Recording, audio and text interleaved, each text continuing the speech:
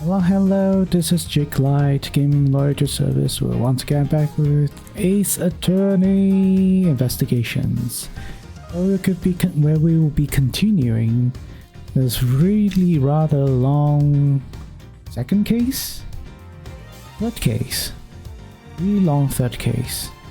It has been like one flashback, then present, then flashback, and then I think we're still in the past, I think, or something. But that's the second part to the past, apparently. But anyhow,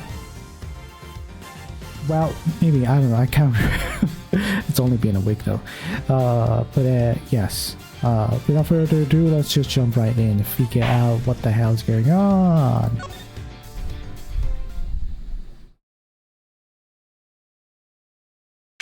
Oh yeah, we're back into present again. It's very confusing, yes. Very confusing. Airport Shrunken, 2:10 PM, Zodiac Hall, Fountain Room. And that's pretty much how things went down. Those are the facts of IS-7 as far as I'm concerned. And finally learning the truth about my father's lost case. So what happened at the trial? Well, we lost. Wonkawa did a real number on us. Really? You couldn't prove that Mr. Tangaroa was innocent? Oh, we could prove it alright. Had a decent little pile of evidence in our favor. Problem was, we underestimated Von Karma. He fought even dirtier than we'd feared. I can imagine. Secure conviction at all costs. That was always his guiding principle. Yeah, ain't that the truth? Anywho, the trial dragged on and on. Whole thing took about a year in the end. I'll never forget the day the verdict came down. December 28th that following year. It's April now, so, ooh mama. We're talking over 17 years ago. Time sure does fly, huh? December 28th. I was there that day 17 years ago, sitting in the courtroom gallery. Just before the trial got started, Gregory noticed that Samson was looking even worse than usual. Turns out the poor guy had finally reached his limit. It was so bad even he said he wanted to be found guilty. Wait, you mean they forced a confession out of him? Yeah. Von Karma got what he'd been pushing for from the very beginning. And when Gregory tried to drop the bombshell about there being nobody to speak of, he learned that Von Karma had used the power of the police to head him off at the pass. He even had himself a fake autopsy report, but that wasn't the end of it. Von Karma had gotten Samson to falsely testify against himself, being an accessory to murder in court. Damn. Combined with the confession, the poor guy's goose was well and truly cooked. But Gregory still had his ace in the hole, though. The same ace he asked Detective Bad to help him with. Exactamundo. He knew he needed one last card to play if they squeezed the confession out of Samson. So he had Bad record all of Samson's interrogations. I guess Detective Bad really wanted to know the truth too, huh? We all did, but he was a trooper. Stayed with the case even after Von Karma took him off of it. Was tied up in some other big case too. Good old Bad. It won't make him like that anymore. Anyway, Gregory presented the correct recordings as proof that Samson's confession was coerced. And you know what? It almost worked. Cop named Ian Seidman got fired. What? Ian Seidman? Samson's interrogator and initial detective before Bad. He took the fall for pretty much the whole thing. Von Karma didn't get away scot-free. In fact, he was disciplined by the chief prosecutor, the one and only time in his 40-year career. Still, Samson himself couldn't stomach another day in court. When that guilty verdict came down, he didn't just signal the end of the day, but of the whole sad affair. I don't remember a lot myself. My father's face when they declared Mr. Tangoras guilty. I was a young child at the time, when I could tell how much he was hurting inside. Gregory wanted to appeal the ruling, of course. He would have done anything to curse Samson's name. Then, well, you know what happened next. Poor guy never got the chance.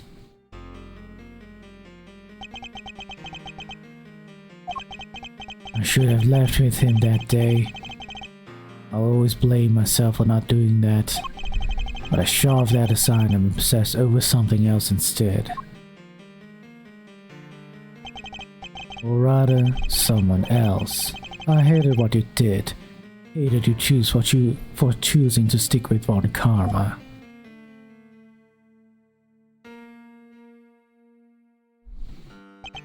I hope you can forgive me. No, you had every right to hate me. But we wouldn't have known who killed his dad. Yeah, we wouldn't have known. But I don't know. Feel like Edward is pretty much not really a person to be blamed with all the trauma and stuff. I feel like Vander might be the one in, you know, Vander, my guy here, knows everything and never really, you know, revealed anything to Edward about how bad Von Karma is or anything like that. I don't know. If Vander was really close to his dad, I'm sure they talked, right? But apparently not. Just like, you choose to learn, choose Von Karma to be the mentor. But then there's like probably at least a decade, you know, there's a decade before he actually becomes a lawyer or something. I don't know. When Edgeworth became a lawyer. But still, you know, there's plenty of opportunities for Vander to, like, you know, explain, you know, tell him like, hey, maybe not consider becoming a prosecutor or something, especially not under Von Karma, just so you know, you might be sus, super sus. Anyhow, according to these records, Mr. Tangaroa was convicted as the main culprit in Mr. Frost's murder. Nope. That's not right. Samson was convicted as an accessory to murder. Strange. File clearly states that he was the perpetrator. Have people hesitantly ever talked? Probably not. Plus, I'm fairly certain that all of my Mr. Von Karma's cases were successfully solved. Mind if I take a peek at those? This file's been doctored. The part about the verdict has been changed. What? Here, feast your peepers on this. Look at Dual Destinies. Convicted as an accomplice. Organizer of confectionery contest, victim's body was found inside one of his creations, leading to his arrest. While in detention, Tangaroa discovered that he had a taste disorder, which was subsequently cured via medication. Convicted as accomplice based on his confession. Okay. That's a copy of the file they have on record at the courthouse. Problem is, I believe if, let's say, a confession was made due to, you know, intimidation, coercion, duress, whatever it is that, you know, they didn't have confess voluntarily, the evidence cannot be submitted in court because it's, you know, tampered, influence, whatever you want to call it. It's not reliable evidence, so to speak. Oh hey, Samson Tangaroa shouldn't have been convicted of anything. And why is my copy so different? Well, you say it came from Von Karma, yeah? Guess he didn't want Gregory's son thinking there was murder out there still at large. They want you looking into it again before the statute of limitations was up. What? Sorry? Statute of limitation? So everything I believed about the case was a lie. Like they say, we all gotta start somewhere. What's important is you know what's what now. Statute of limitations may have run out, but the truth's still out there, you know? Also, I don't believe in at least for murder, you know, criminal offenses that are like super serious. They don't have a statute of limitation, meaning say, you know, oh, the time the crime committed has been like 10 years, so you know, you can't be convicted if we finally have evidence to say who was the supposed killer. There's no time limit. I don't think there's there's two things. Either criminal offenses don't have a, you know, time limit, or that the time only starts when you charge someone. When you charge someone. So like if after 10 years you find out, hey, this person who is actually the murderer, then you charge the person, then perhaps it's not really a serious crime, perhaps, I don't know. And time would only start then. I feel like the statute of limitation is mainly a plot device in accident. Yeah, a lot of things are plot devices. Like, I believe there's one thing about like double jeopardy of like, oh, you got if you were convicted of a murder, you can't be convicted of the same offense or some bullshit. Whatever. Anyhow, I inherited Samson's case when your old man passed. Prosecution handed it off to somebody else too. The great Von Karma wasn't going to bother facing off against a rookie like me, was he? Anyway, long story short, the killer was never found and Samson was found guilty instead. That's terrible. Is there really nothing we can do to help him? Not without a real perp, I'm afraid. Until then, his confession stands. Speaking of which, I didn't find out until after the verdict had been handed down, but when Karma had threatened Samson and made him a deal, told him he didn't confess, he'd make sure Judy was convicted instead. How could he? Samson knew there was no way Judy could have done it, of course. He wasn't going to take any chances. He did what he was told and confessed to keep her safe. You sure it's not Judy? Wait, did Judy die? I didn't realize that about the body though. Who's dead? Is Judy dead? Oh no. I don't think she's dead yet. Now riddle me this, mousy boy. Why do you think your Uncle Eddie just happened to be in the prison the day Bronco Knight died? Oh, that's right. You were there to see Mr. Tangaroa. Bingo! Judy and I both promised we'd visit him every day. I didn't quite keep that promise. Judy did. She never missed one visit in all these years. Come rain or shine, she always showed up. But none of that changes the fact that Samson's still being unduly punished day after day. For 17 years, damn. I don't know, but I guess maybe it's necessary to a murder. But then, I'm like thinking, how exactly though? Only basing on the confession. I can't think it logically. How heartbreaking. We got to do something, Mr. Fender. Well, kiddo, that's actually why we came here. The ice sculptures are back on display, just like they were all those years ago. We're going to see what we can find out. Right, Mouserito? I'm a prosecutor, Fender. I don't look at these things in the same way as you or my father. Miles. That doesn't matter right now. Speaking not as a prosecutor, but as Miles Edgeworth. I want to know the truth behind both of these cases. I'm not leaving until I do. Also, who actually calls himself like that? Like, I will not stop until I investigate everything in this place. Not as a defense attorney, but as Jake Light. You know, that's so cringe. I would not stop being a VTuber if my name isn't Jake Light or something. Anyhow, you really are old Gregory-san through and through. Alrighty then, now that that's sorted, we can really get to work. Good thing I brought the IS-7 case file and evidence with me today, huh? Here, documents first. Who doesn't love paperwork, am I right? The parts in red ink are my annotations. Uh-huh.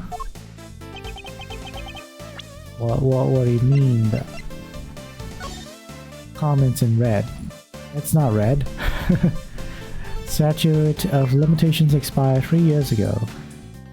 Expired 3 years ago on December 24th. No detailed autopsy report due to the body going missing. The body was discovered in the cause of death was blood loss following a blow to the head. No autopsy. And thank you, Fender. And here's some evidence for you. Enjoy. There's quite a few, so I'd take a minute to scope them out if I were you. Small mountain evidence from IS-7 incident received from Fender. Yes, I see. I'll take a look at them in a bit. Well, I don't think the evidence is just like... You have all them in pictures, right? I don't think you actually carry them. You know, it's not mountain pile. Maybe it's just a figure of speech. You know, our current case is just full of the loose threads too, come to think of it. Indeed. The key players of that incident 18 years ago who just happened to get caught up in another incident. The ice sculptures in the Winter Wing are perfect replicas of the ones from 18 years ago. The poison gas attack in the Autumn Wing, which has been disguised to look like the Winter Wing. 2 chemicals that were found inside the Piscus statue's display case, ubiquitarium and asphyxian, form of pearl poisoning gas when mixed together. The victim of the gas attack, Carmelo Gusto, who is no stranger to the events of 18 years ago, and who is still unconscious and undergoing treatment in the medical room. And finally, we come to the body floating face down in the fountain. Oh, it's... Wait, don't tell me it's this guy's dead body? I mean, I can recognize him, like his... Yeah. It's been 17 years. 17 years. The body is... still looks very fresh, anyhow. And the fact that the ice sculptures have melted, just as they did all those years ago. Events of the present day would appear to be intimately linked with the events of the past, which means they may be able to help us learn more about what happened 18 years ago. Sounds good to me. Let's get investigating. Objection! Oh, now you're damned. Aren't you forgetting somebody? I could have sworn this is my investigation. Eustace is quite right. I do hope you aren't intending to obstruct him in his duties, Mr. Edgeworth. I would hate to have to add a guilty to my report to the committee. What am I guilty of now? Of course not. I'm simply offering once again to do what I can to help with this investigation. Your offer is duly noted and duly declined. Oof. She isn't pulling any punches. The identity of the body from Fountain is currently being ascertained. It is only a matter of time until we have all the information we need. Perhaps I can help you speed the process along. I think I have an idea of who our mystery victim might be. What? Really? And you have to tell me. It's the law. Very well, you dumbass. What is the law? Can you cite the law that says I have to tell you? Maybe it isn't just the ice sculptures that have resurfaced after 18 years. The body in the fountain may also be a visitor from the past. It's this guy. Take that! I believe the body in the fountain is that of the man who was murdered here 18 years ago. Mr. Artie Frost. What? You're saying that was poor Chili Wings? Wait, who the heck is Chili Wings? Or Artie, or whoever it is you're talking about? Artie Frost was a famous sculptor, Eustace, although he was better known as Paul Halik. The sculptures on display here are all his works. No way, sounds like he did well for himself. Always good to encounter a fellow winner. Mr. Frost was also the victim in the IS-7 incident. Judge Cavell knows about the IS-7 incident. Mr. Edgeworth, the IS-7 incident is an 18-year-old case, and according to police records, the victim's body was recovered and an autopsy duly carried out. Sure, that's what the records say, but records can't always be trusted. What are you insinuating? And while the records say stuff like body totally recovered, defense back then begged to differ. Not that it stopped the prosecution from shutting them down hard, of course. Yeah, I'm not even sure how the case went through without an actual autopsy, you know?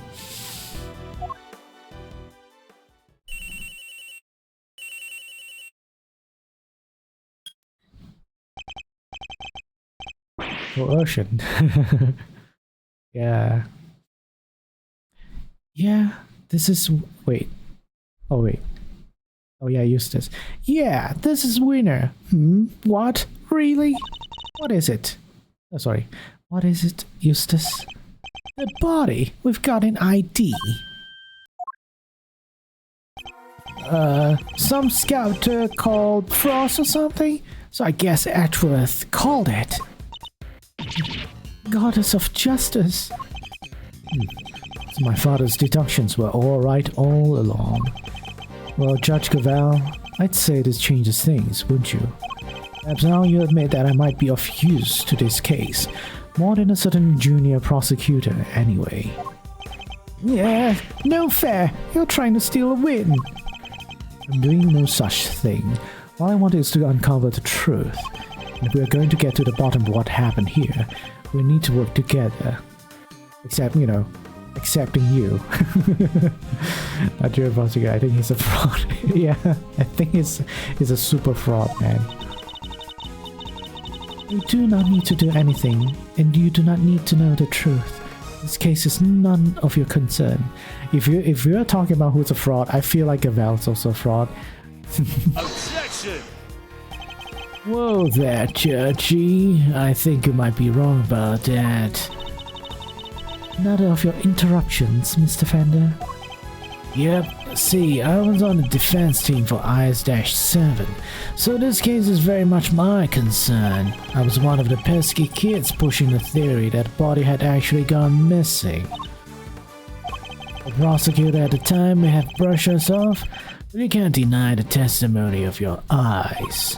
Or to put it a little more bluntly, the prosecution's case was rotten from the ground up. When there's been a miscarriage of justice caused by the prosecution, it's the committee's job to fix it, no? And who better to help you unpick the mess than someone who was there at the time? Unless you have an ulterior motive. Judge Cavell seems to know the facts of the IS-7 incident in some detail, in which case, I suspect she must be here on the committee's behalf. Your connection to the case is noted, Mr. Fender, but I fail to see how it concerns Mr. Edgeworth. He's the son of the original defense attorney, the protege of the case's lead prosecutor. If that's not enough for you, he was at the trial too. I think it's just possible he might have a little something to bring to the table, don't you? Well, he was in the trial, but it was just the audience. Very well. You may both assist in the investigation, but only if you refrain from interfering with the work of others. Winterwing is off limits for now. This room, however, is all yours. Hey, sounds very similar to... Wait, oh yeah, it's the same. I think it's the same, yeah. Alrighty, great to hear we're on the same wavelength, G. Why don't we bring it in to show we're all on the side of justice? He really wants to hug people. I don't know if it's because he's sus or just generally wants to hug people. Do not test me, Mr. Fender. Your permission to investigate can be revoked at any time. Duly noted, Your Honor. This is a turn up for the books, huh, Milesy? We get to do our thing after all. Thanks to your immeasurable help, as always. No sweat. Besides, I was mostly doing it for me. Okay, I'll be investigating my own thing. Just holler if you find something interesting. I will. Well, okay, shall we? Heck yeah, let the investigation commence. We're still unclear on two key facts: how Mr. Frost's body came to be where we found it, and the source of the Ubiquarium. You're right, we need some more intel. Indeed. Let's focus on the Ubiquarium first and foremost. It's used in stuff like dish soap and paint, right? Correct. It's also bright red in color and has a distinctive minty fragrance. Okay, sounds like we know what we're looking for. Ooh. This is suspicious. Very, very suspicious. Miss Bounds' tea set is laid out neatly on the serving cart. The pamphlet says the gallery is famous for its tea. No, wait. The pamphlet says the gallery is famous for its tea. Understandably so. The cup we were given was delicious. Looks like all of this stuff was designed by Mr. Frost. Interesting. In that case, I think we'd better take a closer look of the thing that is not made by Frost. A caddy containing Ceylon tea leaves. It's a well-crafted tin canister designed to prevent moisture and sunlight from damaging its contents. Not a bad thing to use considering the quality of the blend Miss Bound serves. Okay, I guess we're done with that. So this dishware was made by Artie Frost. Looks very fancy. Oh, it is. I'm willing to bet that this set can fetch something in the thousands of dollars. So let's try not to touch any of it unless we absolutely have to. Whoa, this stuff's really worth that much? Stop it, Kay. I can see your eyes lighting up. Miss Bound must really be a fan of Mr. Frost, like Fender said, to still have this. That's it? Hey, Edgy! What is it? You be careful with that teapot, you hear? Why is Larry so concerned of all of a sudden? Because it's Miss Mound's teacup.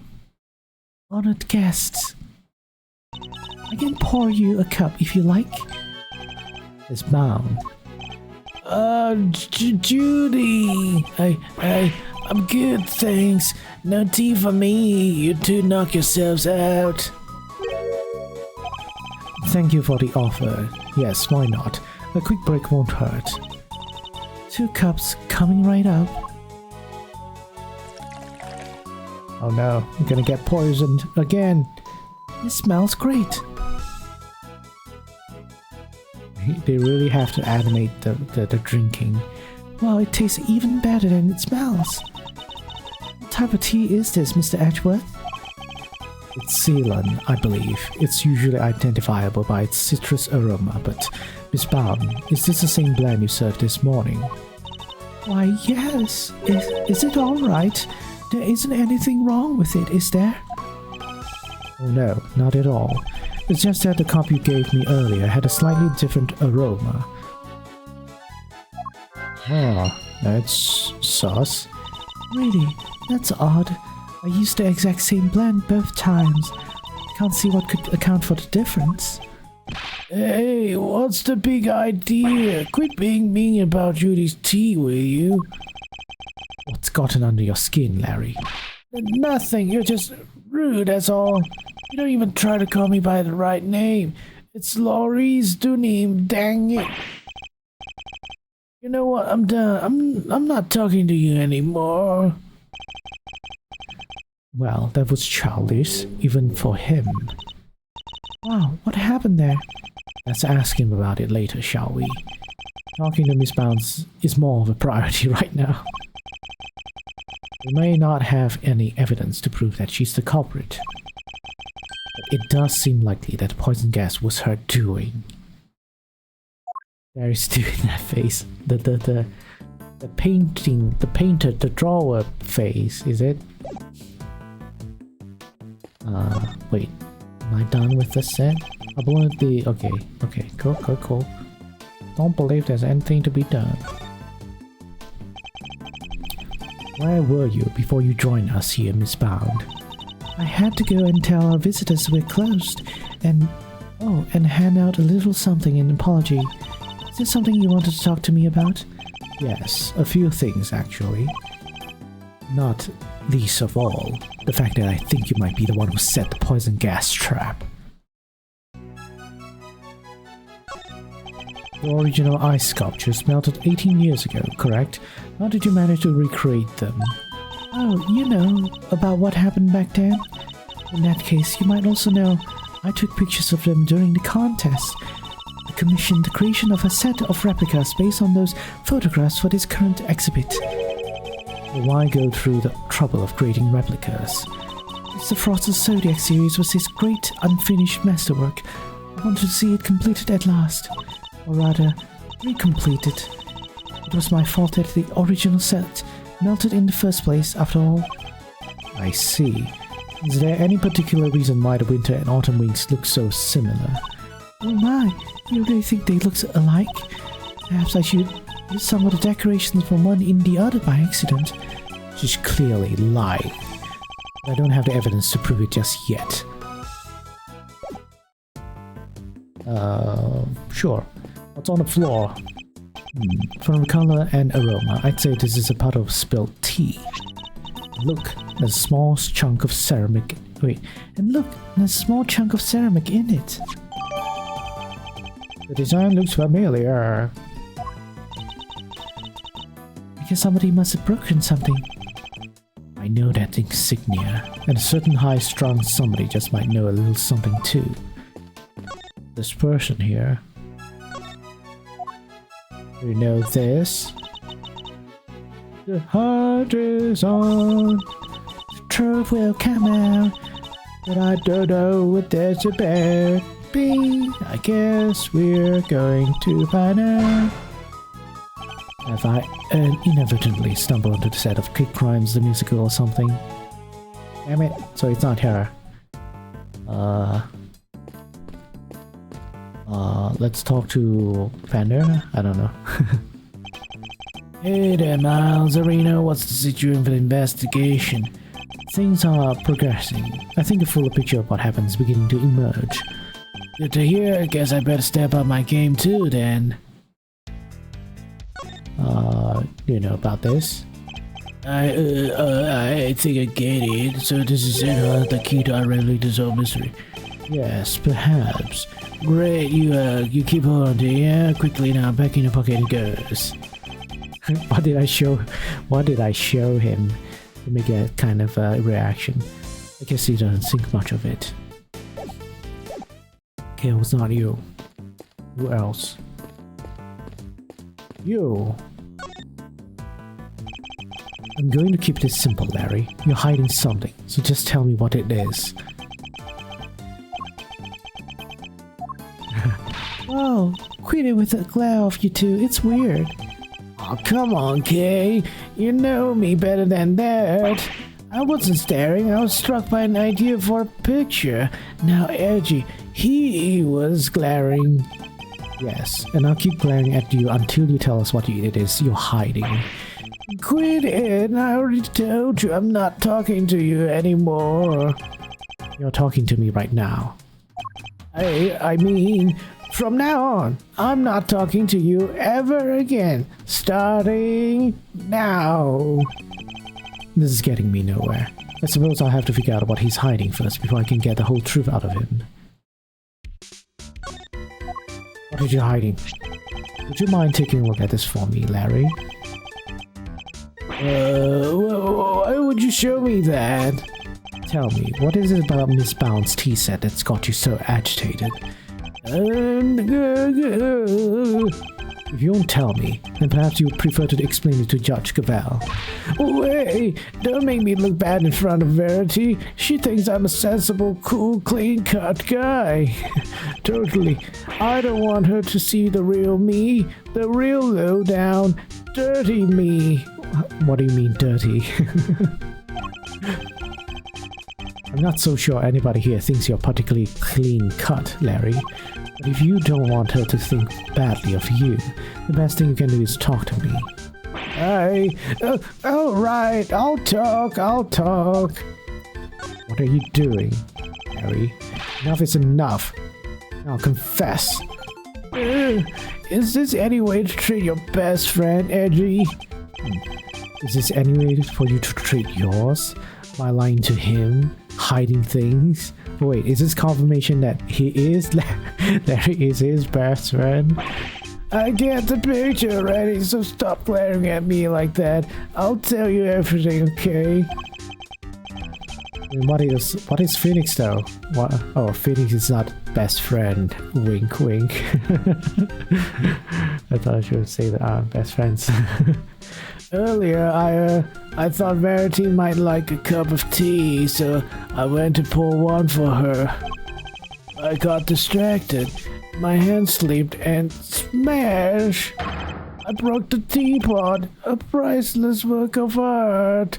It's in pieces because of me. No words exist to describe how far away I saw this coming from. Ouch, you really mess up this time, Loris.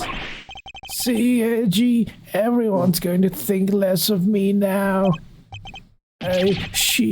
Judy's never going to forgive me for this. Crying to me won't do you any good. I think you need to apologize to Miss Bound. Oh, you're groveling. My teapot, I see. I'm sorry, Judy. I'm so sorry. I don't have any money, but I'll paint your portrait. I'll paint you 50 portraits. Please, Mr. Doonin, it's really me who should be apologizing. How could I fail to notice that there were broken pieces of ceramics on the floor? Somebody could have been hurt. Here, let me make sure they're safely disposed of. The teapot in question was designed by Artie Frost, correct? I understand it was something you've long treasured. You must be upset. Oh, I am. But of course, all things break eventually. As luck would have it, I have another identical teapot. It's far from the end of the world. Is she less attached to Mr. Frost's work than she used to be? I can't believe this, Judy. You're the sweetest, the kindest. This other teapot you're talking about. It's the one sitting on top of the cot right now, right? What do you mean? Yeah, so when I smashed the first one, I tried to hide the pieces in the bottom of the cart, and that's when I saw that other pot under there. So I took it out and basically switched the two pots. Bom bom bom. I see. Yep, that's everything I have to tell you. That totally doesn't incriminate you of anything. I'll be extra careful not to break the other one, I promise. You have no shame whatsoever, do you? I am sorry. It's really quite alright. Thank you for being so honest. See, Angie, isn't Judy the absolute best?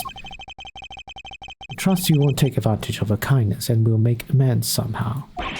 I sure will.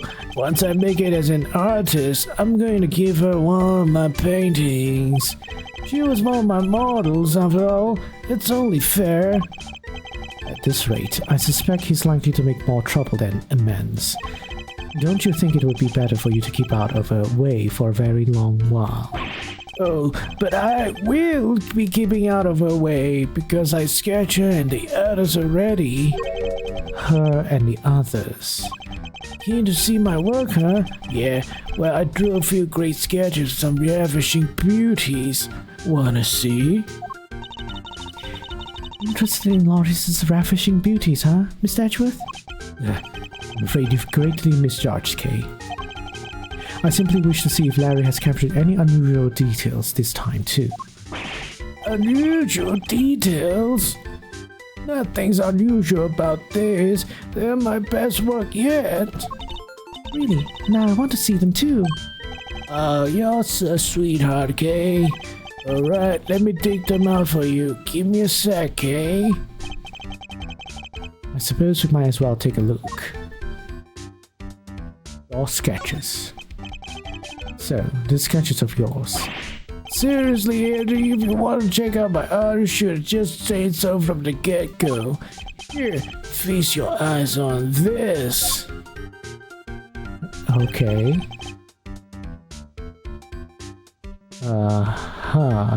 What's with the sparkly? What it is? Alicia doing? What am I looking at here? I told you already, ravishing beauties. Just a few of the fair faces that have caught my eye since I've been here, you know. Also, he's pretty good at sketching. If this is, representation of them in, it's 1-for-1, so it's super realistic.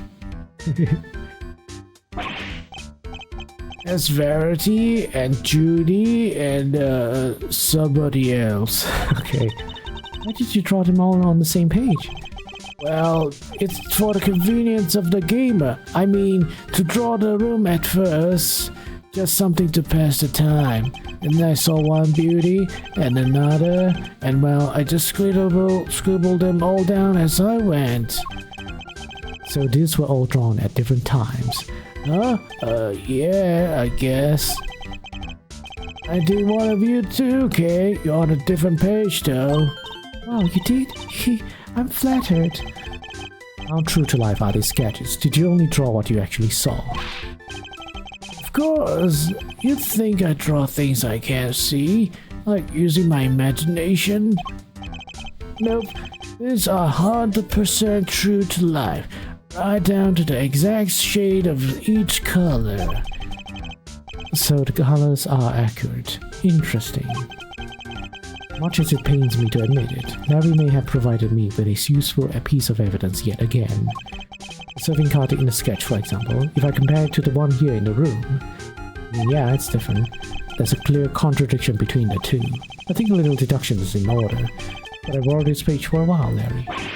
Sure thing. You want me to sign it for you? Just the page, please.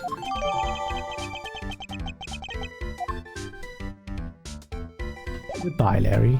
May we never talk again.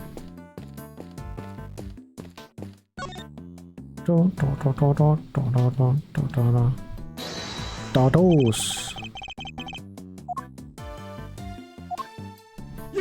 Eureka! Larry, could I ask you something about your sketches? Fascinated by the work of the great Loris Tunim, huh? It's the composition, right? Not exactly. This light blue tablecloth, you painted that exactly as you saw it, correct? I already told you, everything is exactly as I saw it. The tablecloth on the card here in this room is white. I don't think squeezing 3 different layers one page like it's good composition. Yeah. Whoa, your head's so full of crazy theories, the simple stuff just passes you right by, huh? Yeah, What's that look for? Listen, just before I drew that sketch, I was in the middle of some business with a cup with a tea set on it, okay? What kind of business? That's right. It was hiding a piece of teapot I smashed kind. There's nothing to boast about. Anyway, I was still in the middle of cleaning it all up when Judy came out at Winterwing. I didn't want to get busted for breaking the pot, so I quickly dove out of sight. That's super sus. Wait, Miss Bound came out of the winter wing. Yeah, and she was pushing a cart. A different one. That's the one with the light blue tablecloth on it that I drew. That's a rather large moving cart, you know, big enough to carry a body. What did she do with the second serving cart? Well, I saw her wheel it into the summer wing, but I don't know what happened to it after that. When she came back out, she was pushing one of those other carts. The other kind, the kind I can lift stuff with. A lift cart? Yeah, so I called out to her, but she just ran off and left it behind. Totally not sus. Sounds like it's the first time we haven't focused in the first game. Never had her down as the shy type, but it just goes to show, you never know. Not a serving cart and lift cart. Is there maybe another tea set too? Better check with Miss Bound. Yes, Miss Bound. Two carts, Miss Bound. Are there two serving carts here in the gallery, Miss Bound? Yes. Why do you ask? A certain so-called artist showed us this sketch. I couldn't help but notice the color of the tablecloth. It's light blue. Light blue? I'm afraid your friend must be mistaken. I only use white tablecloths, freshly laundered and starched. Like the perfect wrinkle-free one on the cart here in the fountain room, right? Exactly. If I saw so much as blemish, I would replace it right away. Could the color of the tablecloth in the sketch simply be a mistake on Larry's part? Do you have any idea what you might have been doing when the sketch was drawn? Let me see. I appear to be carrying out my usual duties. I'd like to ask you a little more about these duties, if I may.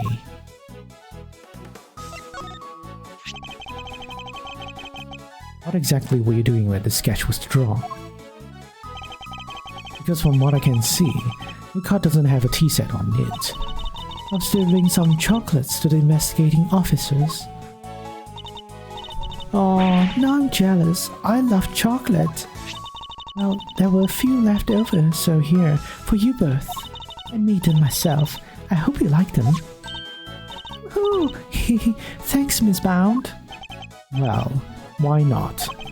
They're a little melted, but I suppose that's because they've been sitting around in a pocket. Okay. Surely it's not that hard to figure out what's under the hood. Make the white sheet appear blue. Yeah? Weird. Why would it be pale blue? Slightly melted in her pocket. They're super sweet. I love them. I'm very glad to hear it. They may not be the prettiest, but I'm grateful for the energy boost nonetheless. Though perhaps they could do with a little less sugar. And then there's a card here.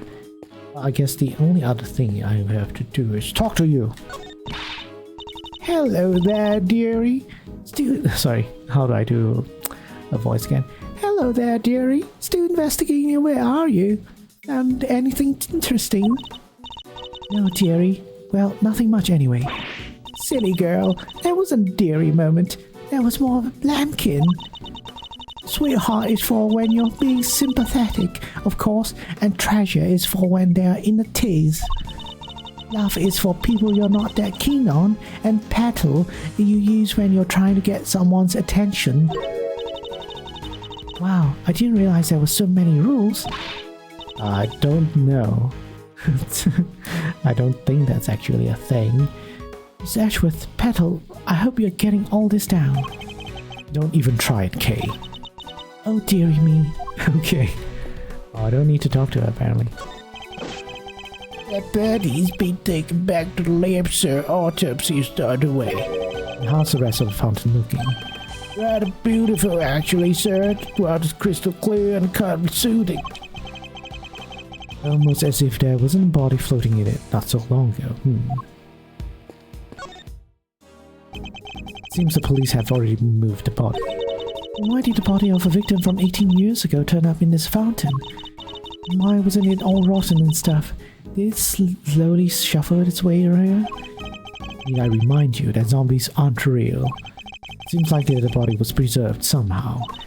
Really? Is that even possible? Hey, Mr. Forensics guy, anything to report? Yes, ma'am. Traces of Boeobuquium and asphyxiation have been detected in the fountain. I'm gonna say they were probably carried here by the stream from the autumn wing. In addition to those two chemicals, there's also a large amount of sugar. The composition of sugar is being analyzed as we speak. The sugar in the fountain. Where would it even have come from? Alright. Think that's all, maybe.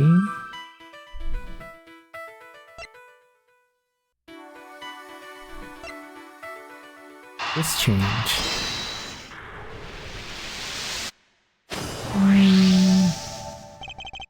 I suspect a difference in aroma. We noticed the two teapots having been switched.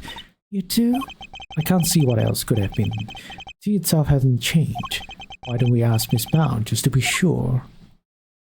Miss Bound, the difference in aroma we noticed. Do you think it could have been because of a different teapot? I suppose so. My cup just now had a subtle minty scent, rather like uva tea. What the hell is the uva? Oh, I just remembered. I made some peppermint tea in the pot only yesterday. That must be where the minty aroma is coming from. Could that really be it? Or you have ubiquium in it?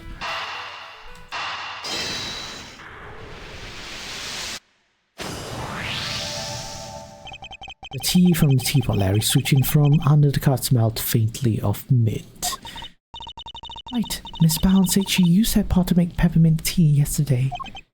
Yes, but there's something else that's been troubling me. Miss Bound seemed more taken aback by the switching of the teapots than breaking off one. Alright, you'd expect it to be the other way around. I suspect she might have been deliberately hiding the teapot underneath the cart. But why? One of ubiquium's key characteristics is its minty fragrance. So what if she had been hiding something in that teapot? What? In the teapot? Simply a possibility, but one worth investigating, I believe. Mr. Winner, any luck finding that ubiquium? Huh?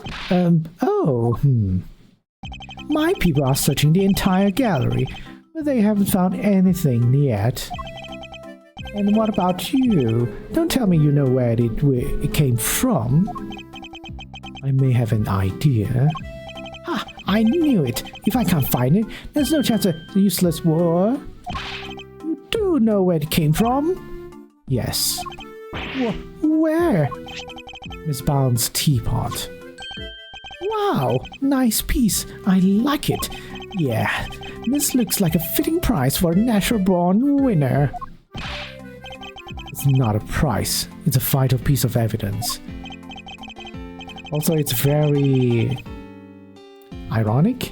His name is Eustace Winner, but Winner is the surname, so he didn't earn the surname.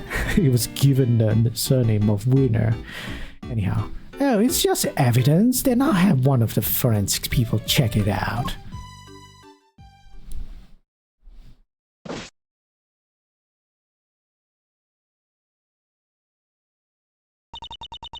Mr. Edgeworth, is there something sort of problem with my teapot?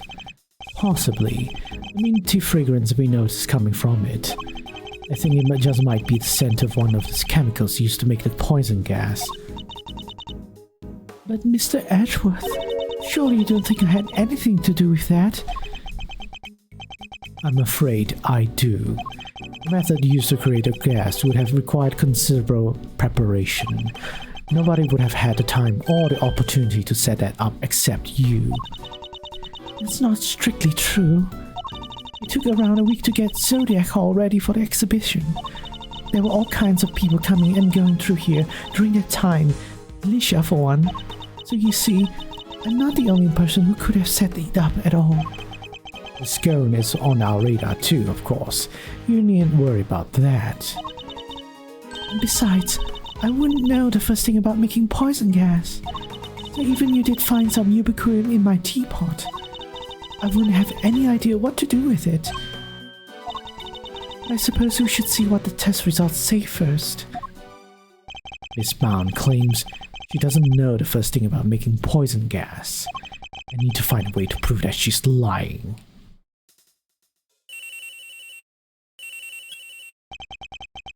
Edgeworth speaking. Sure, it's me. Is everything alright, Detective? Everybody's left the winter wing. It's just me in here now. Which means I can tell you what we found out. You really shouldn't be sharing information about the investigation. But after the past week or so, I'm not about to stop him now. The exhibits in here have all been completely melted. All that's left in the display case is some stuff at the bottom. All of it in the Taurus case and in the Gemini case though. Describe this stuff for me if you... Describe this stuff for me if you can. I'm sure it's Edgeworth's companion. Not just Edgeworth's, it's also Phoenix Wright's. Yes sir. It's like a pale blue liquid. I had to lab run some tests just now. The sample from Taurus case just had a bunch of sugar in it. But the one from Gemini case had 3 different substances in it. Which were? Sugar, salt, and blood. Blood? What is salt and blood doing in the Gemini case's sample? Can't imagine whose blood it could possibly, but I'll get it tested right away, sir. Please do, Detective. Oh, I also spoke over the radio with the forensics guard working the fountain room. He said he just got word that the sugar they found in the fountain matches the sugar in the pale blue's liquid.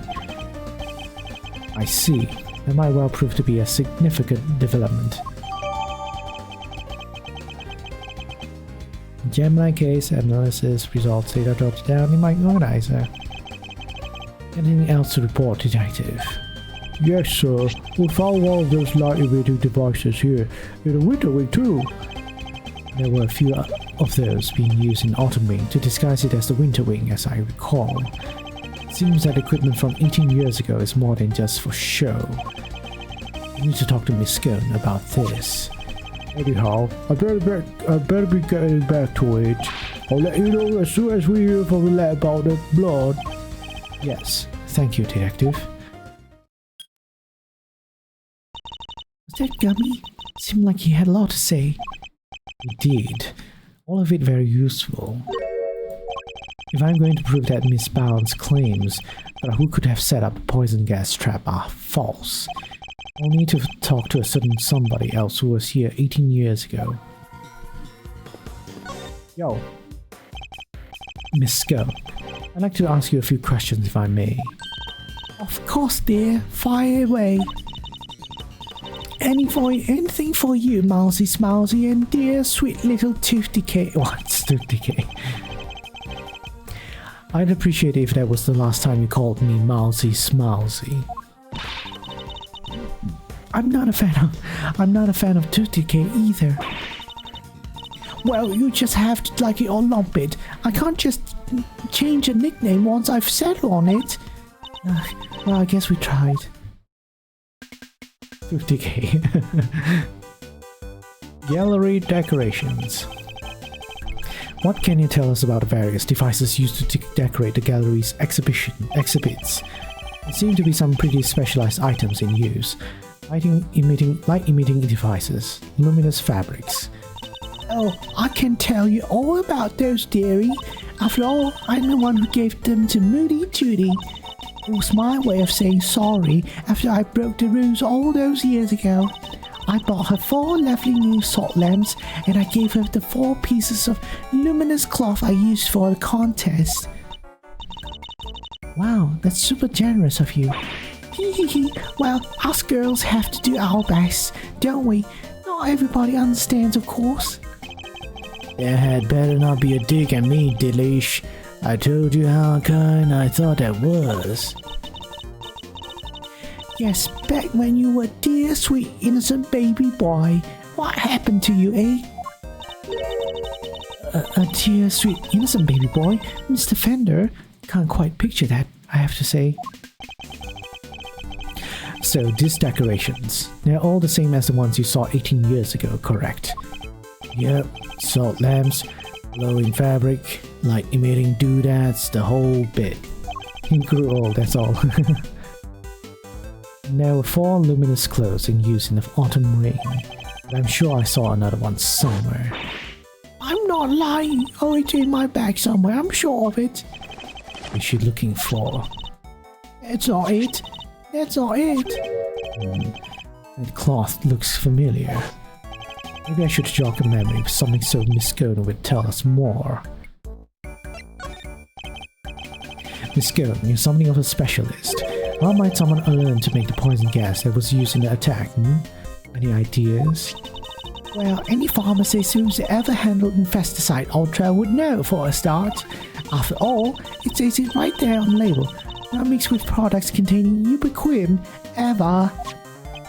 But what about a lay person? It's unlikely they'd know, would you say? I suppose so, yes. Well, not unless they had a nose through the ultimate cookbook anyway. Dun dun dun! Prize for the contest 18 years ago. The recipe for making Infesticide Ultra, along with that not mixing with ubiquin bit, is in there, you know. So you're familiar with the contents of the book?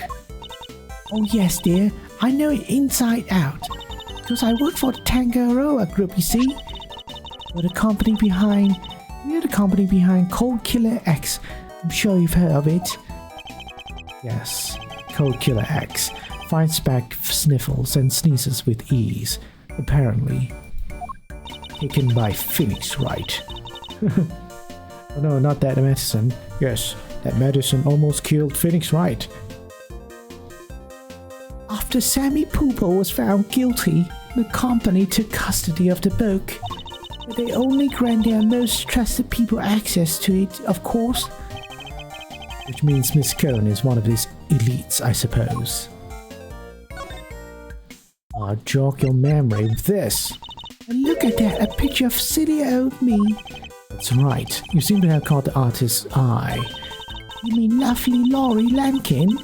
I'll have to have a word with him and say thanks. Well, I'll be glad to introduce you.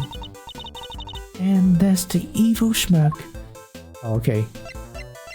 What about this? You had a piece of fabric like this in your bag, did you not, Miss Cohn? Albeit a somewhat grimier one. Grimy? How rude! You won't get people to cooperate with your little investigation like that, young man. Shall I call it a dish towel then? Perhaps you use it to wipe up some of your spillage. A spillage, she says. The cheek. That's a piece of highly specialized luminous cloth. Oh, I probably shouldn't have told you that. I think I'd like to know a little more about this highly specialized luminous cloth, if you don't mind. Why didn't you want me to know you had a piece of luminous cloth in your bag? Oh, well, I suppose there's no point hiding now, is there? If you must know, I fished it out of the fountain. Fish it out. It was right before they called me into the autumn rain. So Larry's sketch of Miss Cohn is when she was trying to retrieve the cloth. At first, I thought it was one of the ones I'd given Moody Judy. One of the four you'd given to the gallery, correct? Exactly. All four were being used in Autumn Wing, weren't they? So I realized it must be the one that went missing all those years ago. I already had my infesticide ultra pinched and used to make poison gas. If one of my claws turned out to have been used in some sort of dastardly deed too, well, I was going to look guilty as sin, wasn't I? So I kept it hidden in my bag and hoped for the best. I see. Oh, it does feel good to get it off my chest though. Stress is no good for the complexion. So, the claw that disappeared 18 years ago, the one that the victim was wrapped in, just happened to reappear in the fountain at the same time as the body.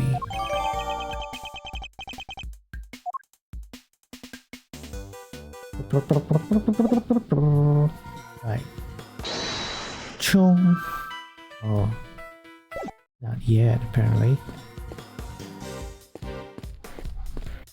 Jody. Anything about... What can I do with the...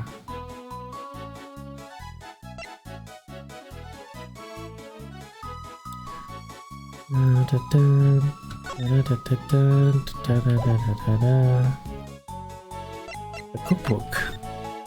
What kinds of pharmaceutical recipes are in the ultimate cookbook?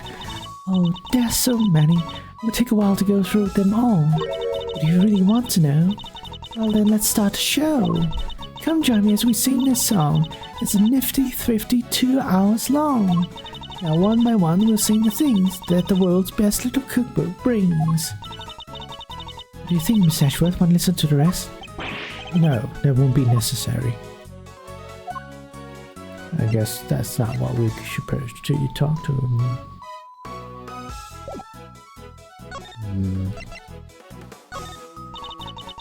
Alicia gave me a few of these cloths. They light up when you attach them to a special device. How many did she give you exactly? 4, I believe. There were 4 luminous cloths in the Autumn Wing. I'm sure I saw another one somewhere else. Miss Bound is hiding something. Who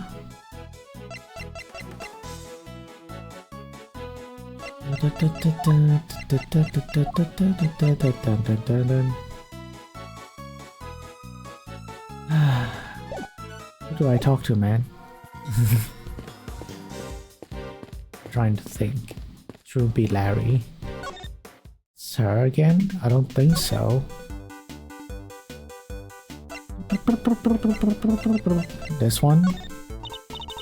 You do carry some cute rubbish around you with you, don't you, Bouncing Miles? What I could do is cover it with whipped cream for you.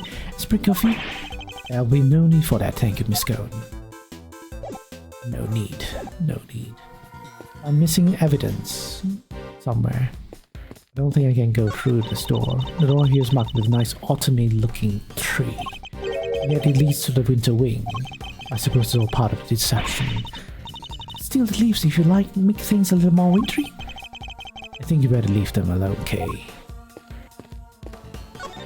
This thing in front of the door is a fir tree, right?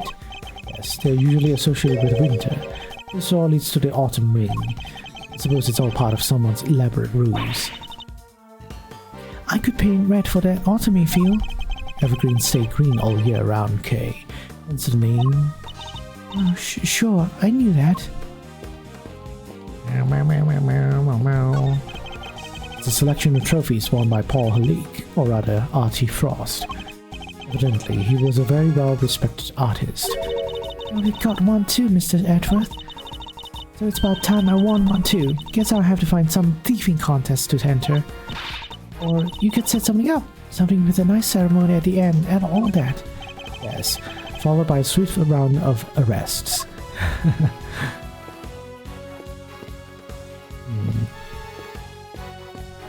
I'm kinda stumped. Might be more things to do with who. Don't exactly want to talk to them, but okay. Do you mind, Mr. Wiener? You're in my way. I do mind, actually, and I'm not going anywhere. You just have to go around me. We just thought you might want to move to a better spot, that's all. What better spot? I demand you to show it to me at once. Yeah, really, all it takes to make you do whatever we want. Indeed. I don't think you've gotten away with anything, Mr. Edgeworth. I'll be reporting your actions to the committee. Do whatever you need to do, Judge Cavell. And we'll do the same. You are the self-styled great thief, correct? Mr. Edgeworth's association with such a character will be of interest to the committee too, of course. Go ahead and report me to your stupid committee. I'll be the toast of the thieving community. Looks like Judge Cavell will have to think of some new threats if she wants to intimidate Kay. I see. Well, I feel like I know the only person I need to talk to is this. It's very clear that you're only allowed to investigate this room, so I'm afraid I can't let you pass. Sorry, sir. It wouldn't make much difference if you did, officer. You're standing in front of a wall. But we all know a few bricks won't stop you, Mr. Miles Edgeworth, sir. Oh, he actually sounds kind of scared of you. Just what kind of reputation do I have to down at a precinct? Yeah. Kinda. Oh. 40 bound. Tell me, Fenner, what kind of person is Miss Bound? Wait a minute. Don't tell me you got a thing for her, Milester. I do not. I'm not into... Anyhow.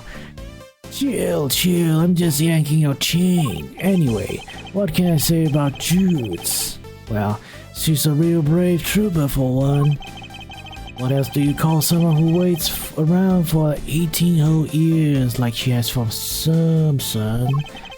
Even after his extended family kicked her out of his place. What? He threw her out? Yep, Judes wasn't technically part of the family. There was nothing she could do. She had nothing, nobody, no job after Samson took the fall.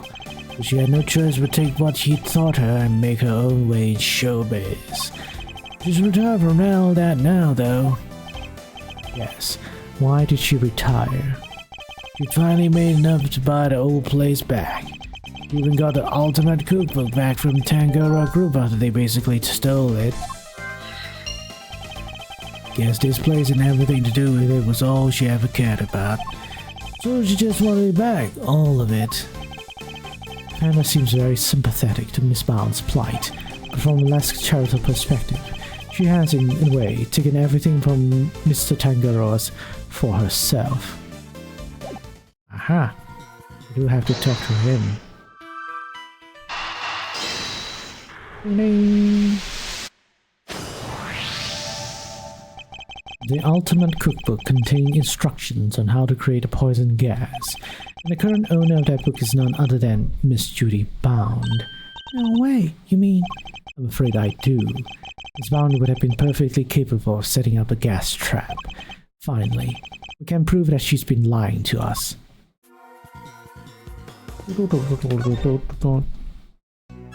Miss Bound. Been lying to us, you lying to us. Oh, okay.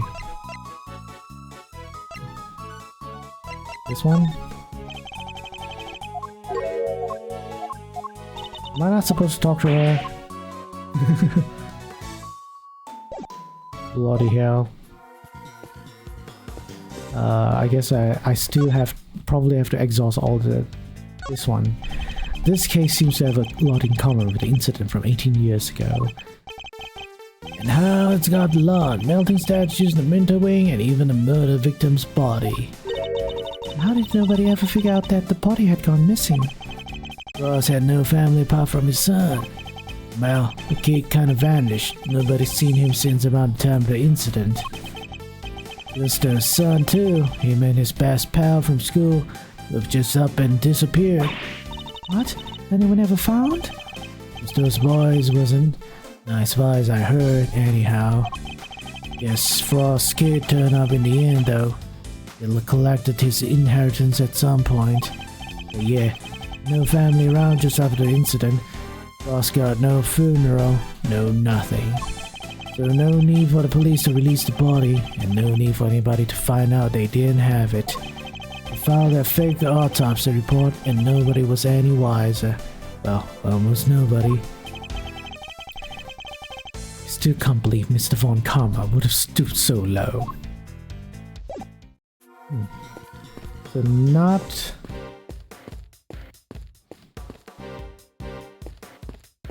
Maybe I'm just presenting the wrong evidence. as usual. I don't know. This one? No. This one?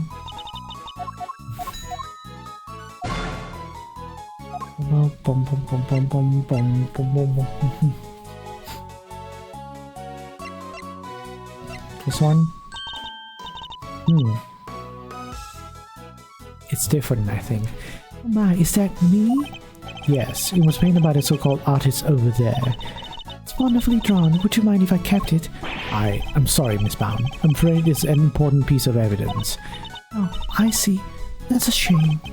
I suppose Larry's charm is something of a talent if he can impress a gallery owner with sketches like this. Okay, not. No, it's not. What about this? No. Who do I talk to, man?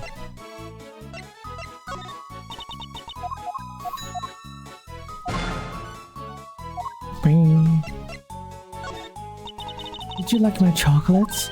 Oh yeah, they were super sweet. I love them. I'm very happy to hear it. Samson has such a sweet tooth, he wouldn't have them any other way. They may not look the best at the moment, but her love for her family shines through her in how they taste. What about this? No. What about this? You're lying, and I know it. You're a very successful actress, Miss Brown. Why did you decide to become a gallery owner? You know, the two things don't feel all that different to me. Movies, musical, confectionery, sculptures, art, they're all the same really. They all have the same aim in mind. To evoke an emotional response, that's what all artists strive for. So is that what Loris is striving for too? Let's just get one thing straight. Try as Larry might, a fancy name does not an artist make.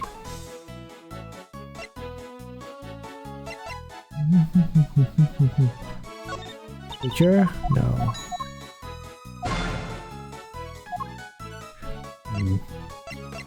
I am truly stoned.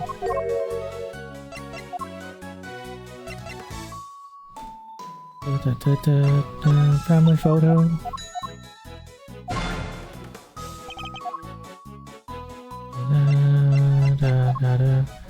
Okay, probably not then. Who else, man? Who else can I talk to for something?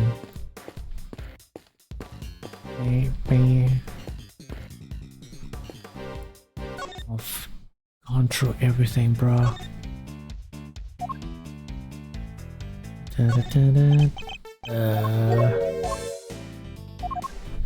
No. Ooh, Judy's special homemade chocolates. Yeah, it's the sweetest treat I could hope to eat. Yeah, you know what goes well with one of these smiles, though? Nice strong coffee, that's what. Is that so? I'll have to give it a try. Did I tell you this is Samson's favorite? Why would they still bring him some sweet comfort after everything he's been through?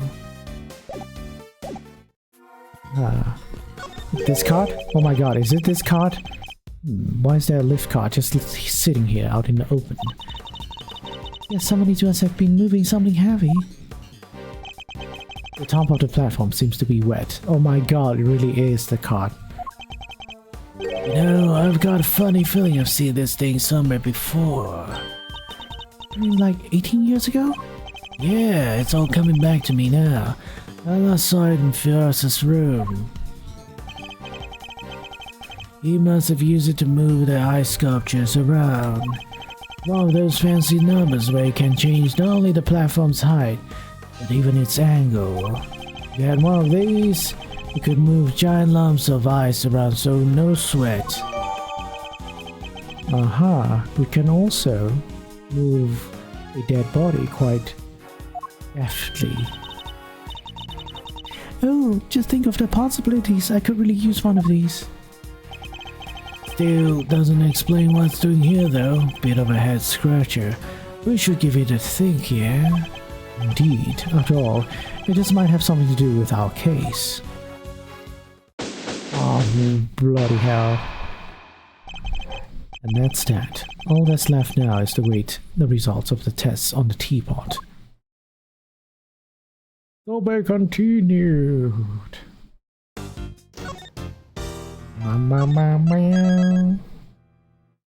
I guess we can continue a bit more. Hopefully this is the last part. But let me drink a little water. It just so happens my water bottle is also blue.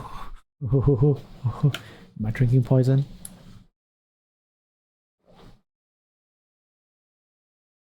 We'll find out.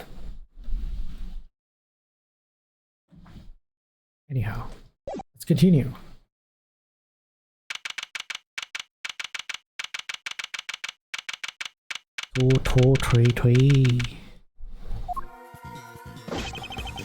The test results have just come in, sir. Traces of ubiquitin were found in the teapot.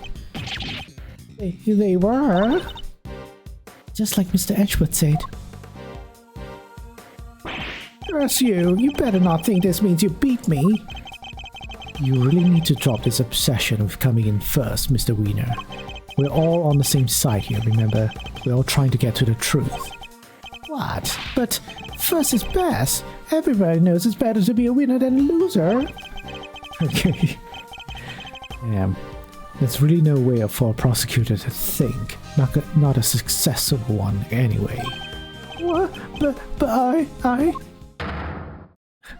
Where did you get that? Enough, Mr. Edgeworth. Please refrain from taunting the boy. Ignore him, Eustace. He isn't worthy of your attention. But Cavell... all right. Why don't I take care of things here from now? In the meantime, you can perform the far more important task of going and checking on the victim. Oh, yeah, good idea. I'll be right back. Excellent. We shall see you shortly then. Mr. Wiener's annoying, but totally harmless.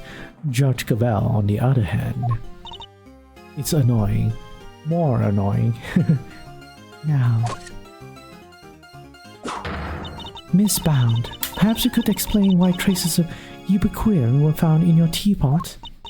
I had no idea there was anything like that in there. Perhaps it's one of the ingredients in the dishwashing soap I use. So, you are telling the court that you did not intentionally put ubiquitin in the teapot? Yes, exactly.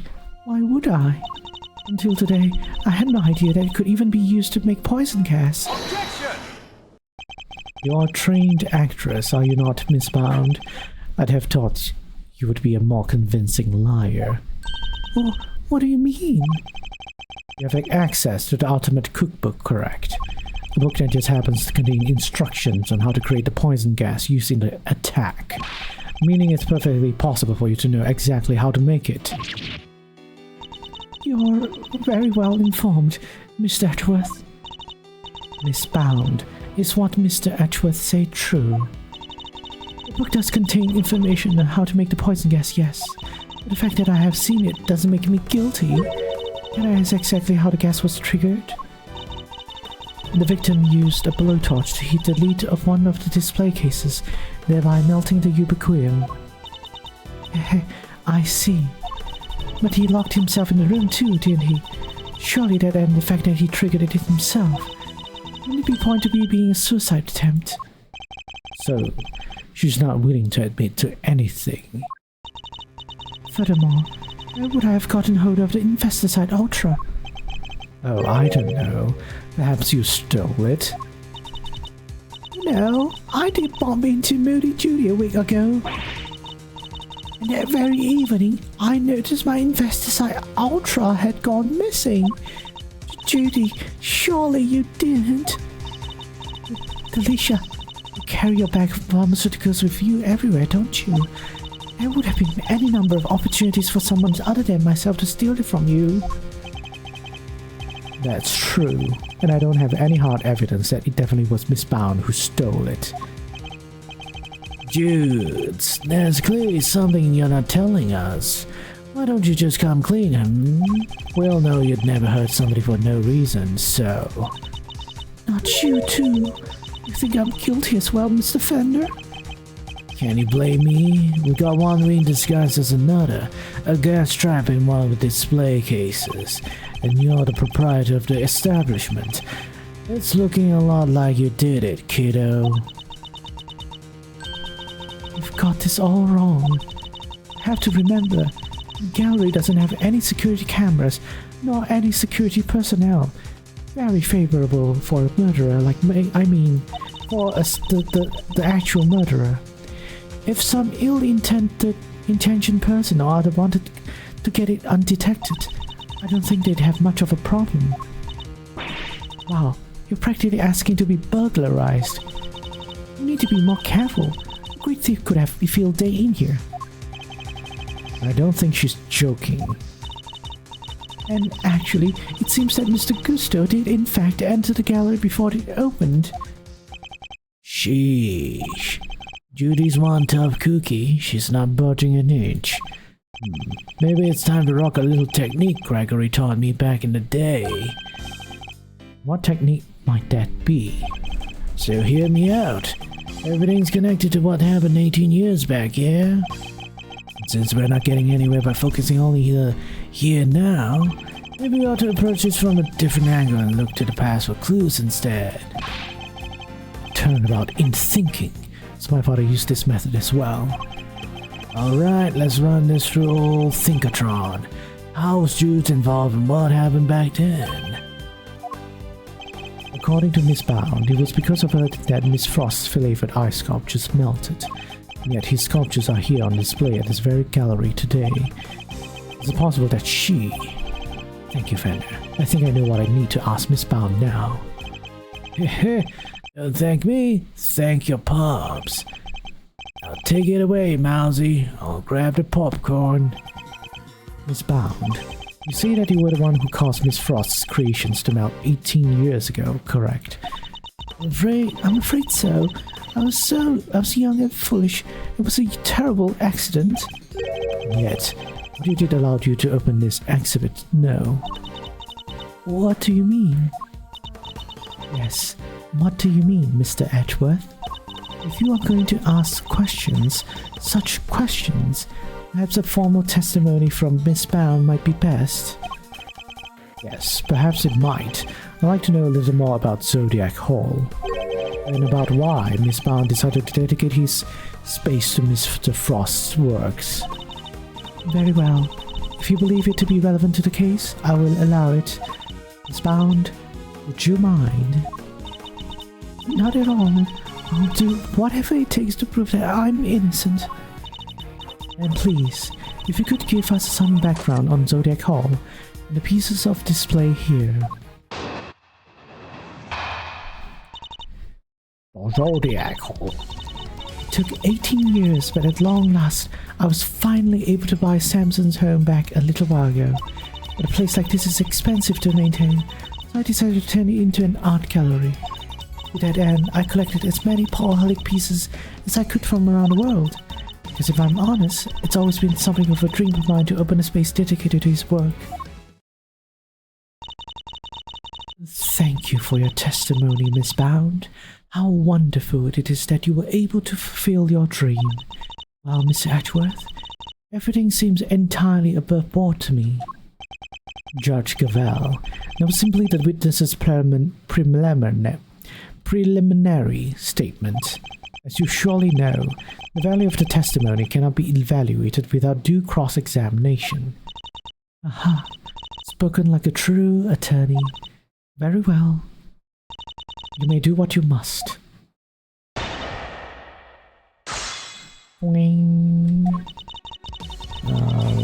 finally able to buy Simpson Bank Low 1, but a place like this expenses me. Some of the change in the algorithm. And my collector's metabolic pieces. Hold it!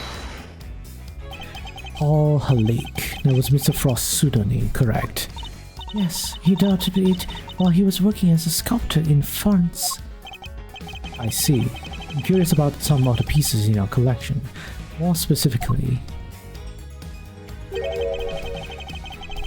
how you were able to acquire the Taurus and Gemini sculptures.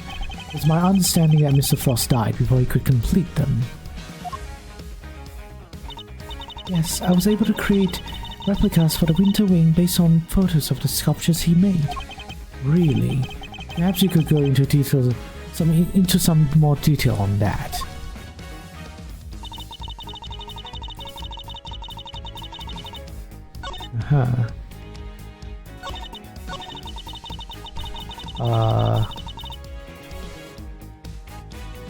You were able to replicate them with the photos?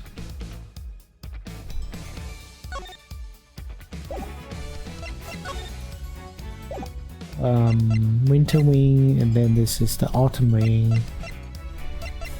Do I have anything else? I don't think so. Wait, there's something weird about this wing? Other than the blue stuff, I guess. Nothing.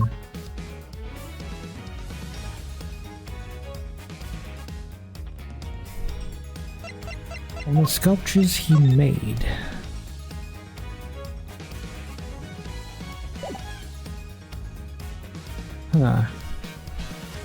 Statues matching those made by the victim 18 years ago. But it doesn't match this one because there's no strings? Question mark? I don't know. Yeah, maybe. I wish I had... Do I have the photos back? No, apparently not. I don't seem to keep the past photo for some reason.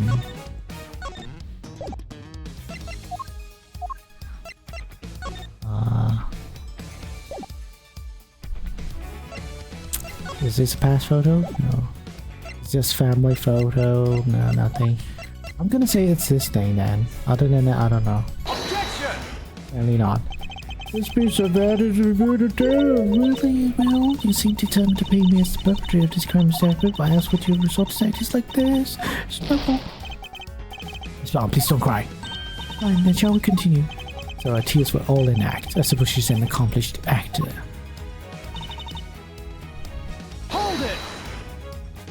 These photos you mentioned, you mean the ones you yourself took in Frost's rooms?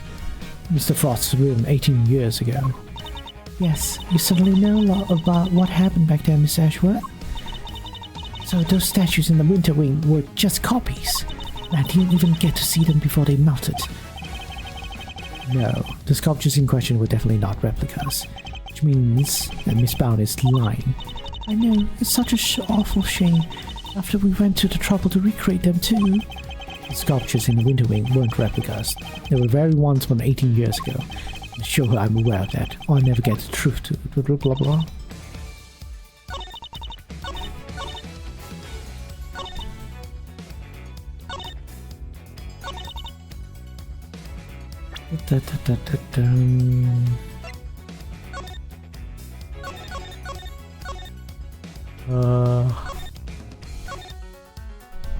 I don't know.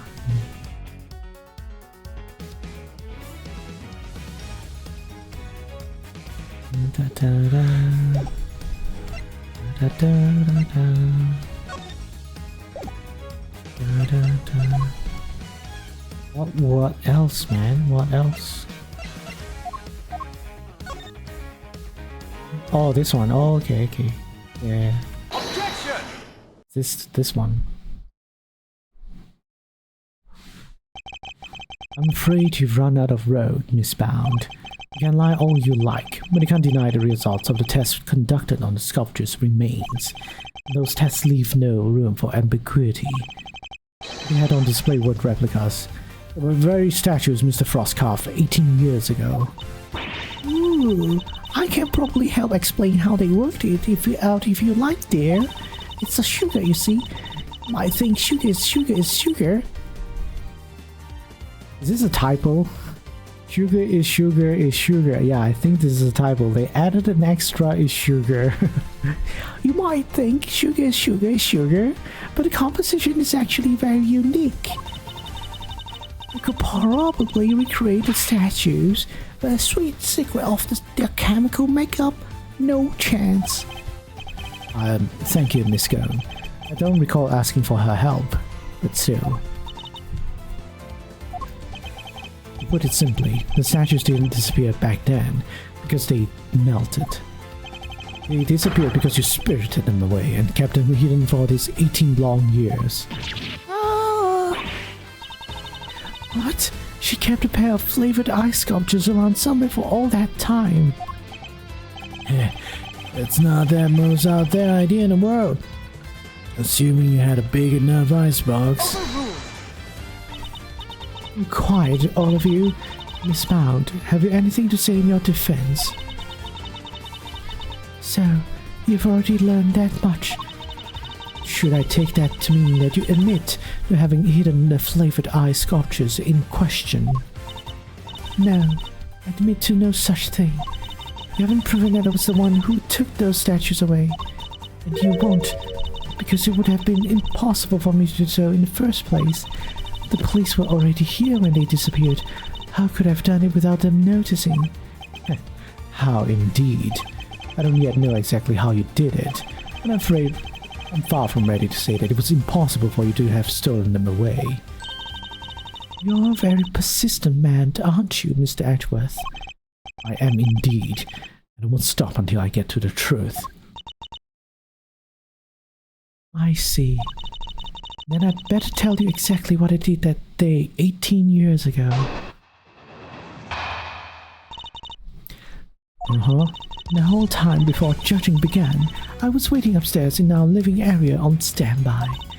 During the judging, I had to go change the camera's film cartridge for Samson. Before I could take the camera back to Samson, I discovered Mr. Frost's body. Later, around when your father arrived, I began to make the rounds and serve tea to everybody present. It was when I saw Mr. Gusto entering Mr. Frost's room.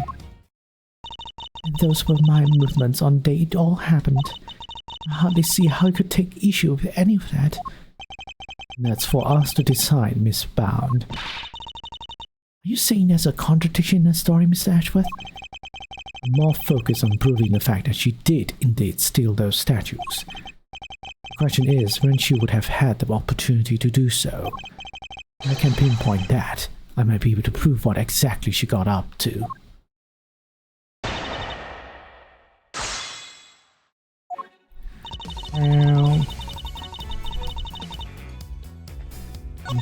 During judging, had to go change the camera's film cartridge for Samsung.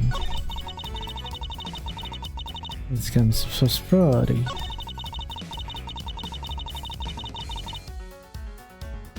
Hold it! This time, you did it all around this time, just as you did today. Yes, I went around and offered everybody working on investigation a cup of tea. Present comedy included, I remember it well. You were here, there, upstairs, downstairs, everywhere with that little cart of yours. Interesting. And did anything strike you as strange around that time? Oh yeah, Gregory was singing the praises of Judy's tea, and I think he mentioned his saucer was cold. The saucer was cold. Is this the moment when Miss Bound stole the sculptures? This was the moment!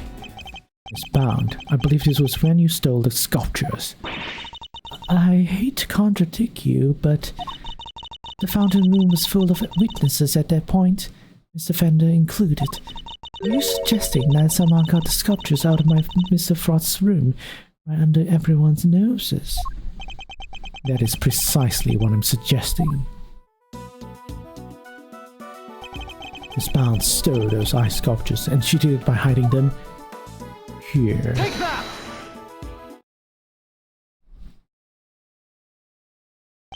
My father and Fender had no idea that one of the sculptures was mere inches away from them. Because it wasn't just a tea set you were pushing around, Miss Bound. A hidden ice sculpture in a glass case. Surely such a thing would have been impossible. How would a case of that size fit on a serving cart? It would have been spotted immediately. Objection! Who said anything about a serving cart? What? I'm not sure I follow, Mr. Edgeworth. What are you suggesting she used instead? I'm suggesting that Miss Bound used this to transport the sculptures. Take that! And this is? The cart that Miss Bound used to move the flavored ice sculptures out of Mr. Frost's room 18 years ago. It would appear that the very same cart is still here with us in this fountain room.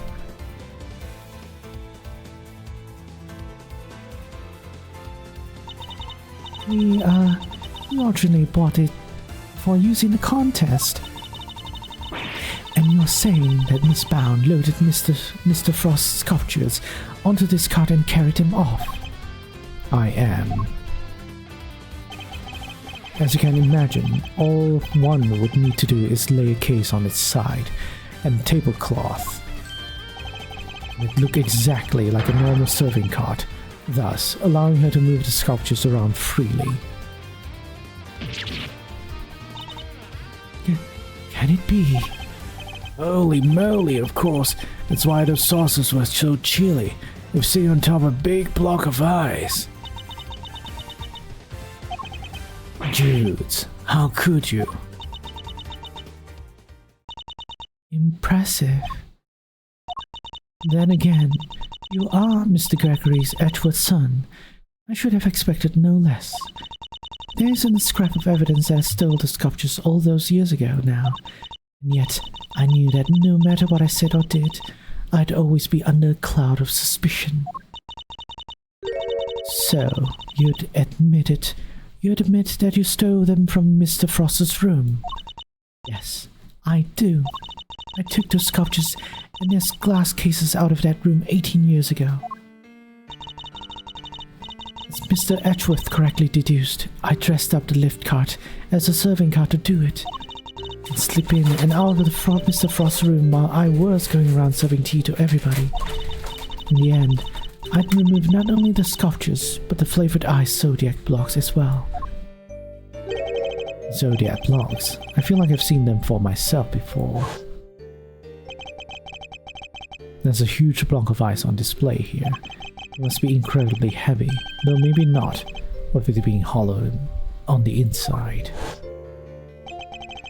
If the Winter Wing really is an exact replica of Mr. Frost's room from 18 years ago, then, even though my father never saw them because they already melted, the Zodiac blocks must have been in the victim's room back then as well.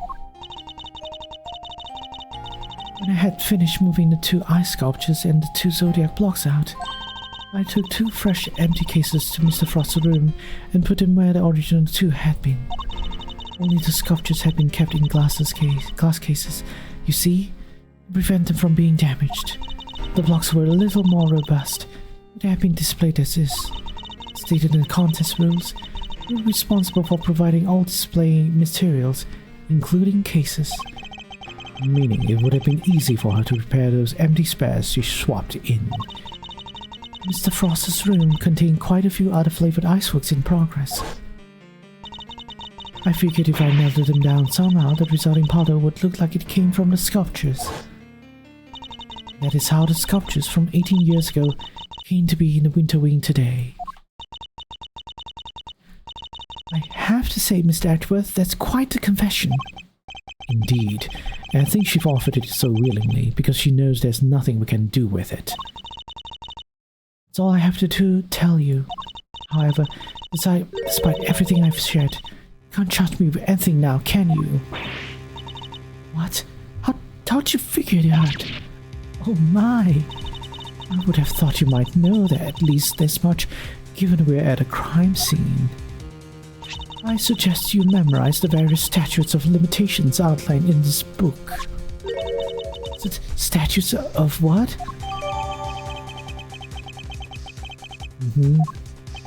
Simply put, Kay. Prosecutors only have a certain amount of time within which they can put a suspect on trial for a given crime. statutes for dummies. 7 years from the day of the crime, separate time frames apply with regards to claims for damages. Okay, why do you have to give that? 15 years from the day of the crime, the statute is suspended should the suspect flee to a foreign country. Statute is suspended from time of any accomplice's indictment to the end of the their trial. Okay.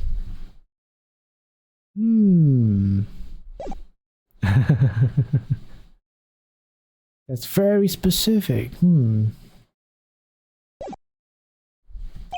Let's take a closer look, shall we? Oh no, I already took a look.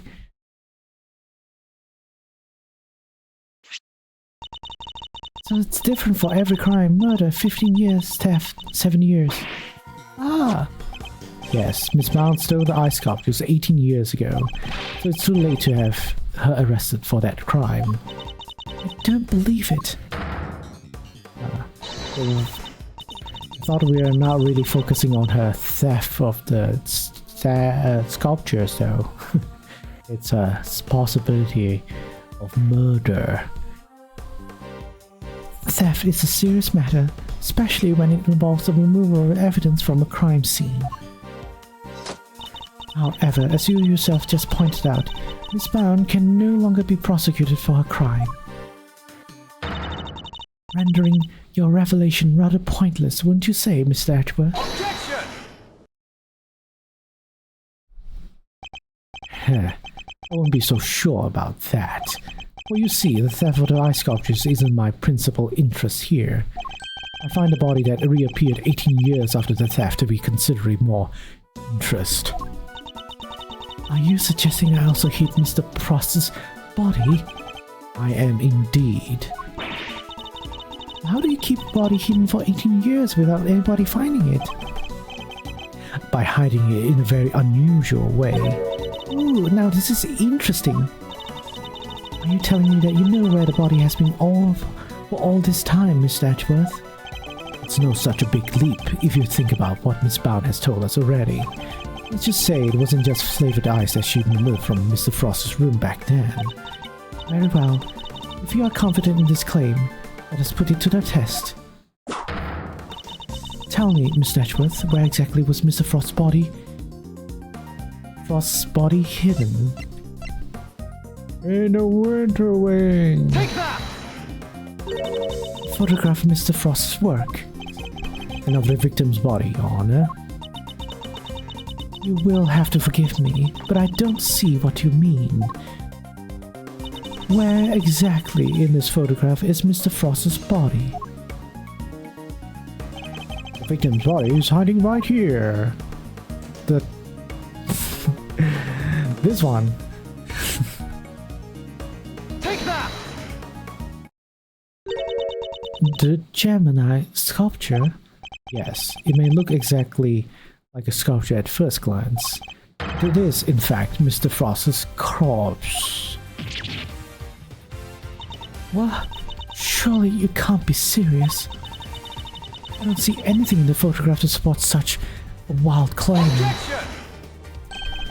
That's because a certain piece of evidence was used to hide the body in plain sight. And what a piece of evidence might that be? The court demands that you present what was used to conceal the body. This. One of the cloths from the autumn wing. Yes. When it's made to glow in just the right way, it's so visually convincing you might mistake it for ice. Isn't that right, Miss Scone? Well, yes, dear, but you can make it look like just a. But you can make it look like just about anything, really, even blazing fire. And the right shade of blue would make it look like ice, yes, exactly like it, in fact. Is it not the case that a certain special device is needed to generate these colors, though? Objection! If you would care to take another look at the photograph of the window wing, Your Honor, you'll notice there's a small box connected to the bottom of the Gemini display case. That's one of the very light-emitting devices in question. Detective Gumshoe even confirmed its presence. In fact, this particular device went missing 18 years ago. Back then, it was no doubt firmly connected to the cloth inside the display case, which means Miss Bound had no choice but to take it with her when she removed the sculpture. So you see, this cloth and light-emitting device were being used to create the illusion that Mr. Frost's body was in fact a statue carved from ice. No, this can't be. Wait, so you're telling me that when we took that photo of us in the Winter Wing, yes, we're standing right in front of the body. How creepy. But the body and the cloth were both recovered from the fountain. Why were they found there if the body was supposed to be in a Winter Wing disguised as a sculpture? Objection! Because there would have been no mystery as to how the body had been hidden if we had found it as is.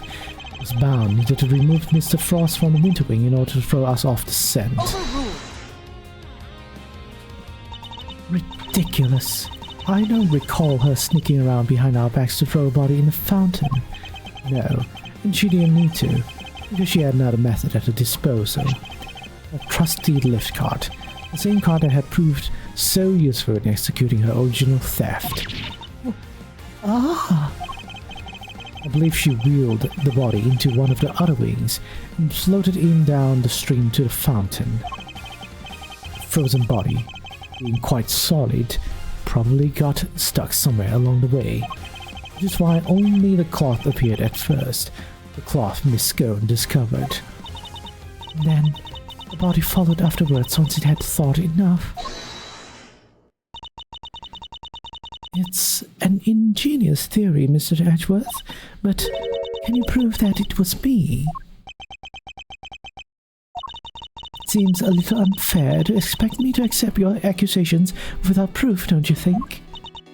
What about an eyewitness? Do you think someone might have spotted her when she was moving the body? As a matter of fact, I do. And the contradiction in the piece of evidence I was provided shed light on exactly how Miss Bound moved the body as well.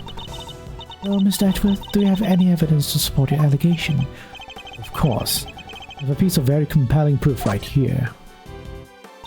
Then please present it to the court. What evidence do you have that proves Miss Bound acted as you claim? Good question.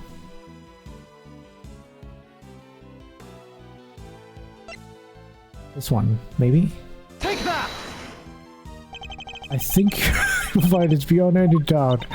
The candies is the proof. Oh, what do the cake? No, people come from me, but anyway, that doesn't prove a thing about what Miss Bound did at all. She's right. I'm clearly barking up the wrong tree. Why not gather your thoughts and try again?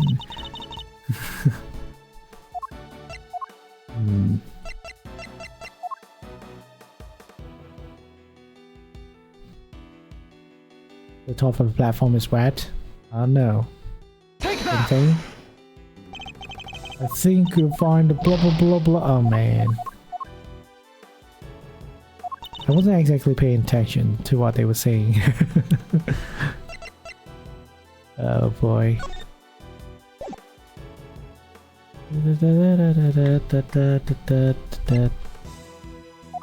This thing?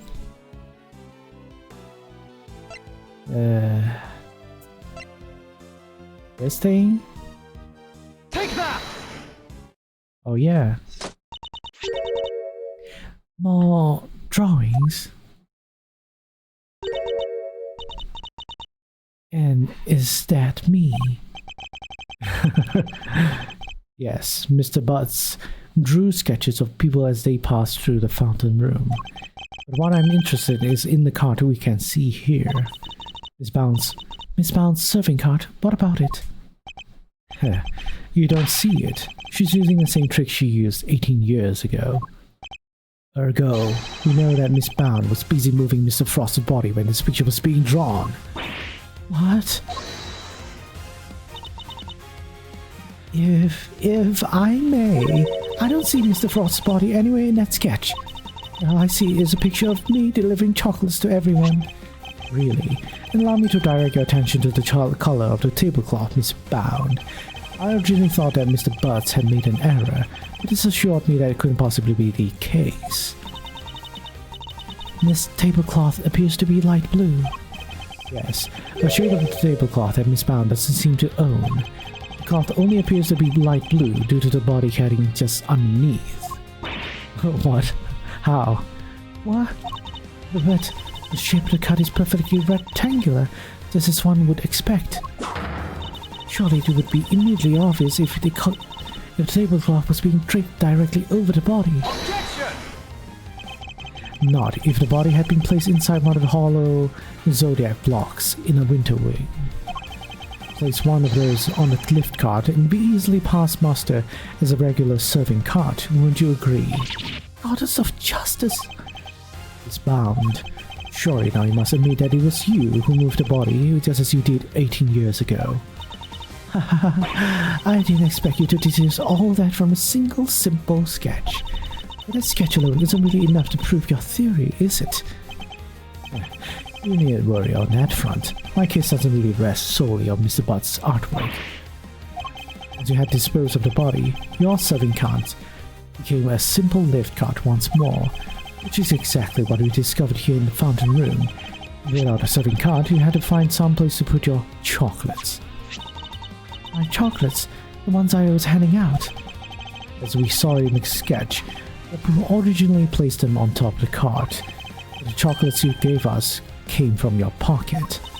Oh yeah, mine was half melted. Still super sweet and tasty though. Why did you suddenly feel the need to put the chocolates in your pocket, Miss Bound? It was because you no longer had a serving cart to put them on. That's why. One moment, please. You have explained what Miss Bound did with the chocolates and the lift cart. But what about the tablecloth? Where did it go? Indeed, if stashing the chocolates in her pocket was the only solution she could think of, I doubt Miss Bound had the time to dispose of an entire tablecloth. Miss Edgeworth, do you have an answer for me? Miss Bound didn't hide or dispose of the tablecloth, Your Honor. In fact, it's right here in front of us. Perhaps you would care to enlighten us. Where exactly is the tablecloth Miss Bound used to hide the body? On Miss Bound's person! Your message sounds appearing on stream again? Oh. That is the case, right? Don't know why. Oh. Maybe I need to refresh it. Something. Test it out.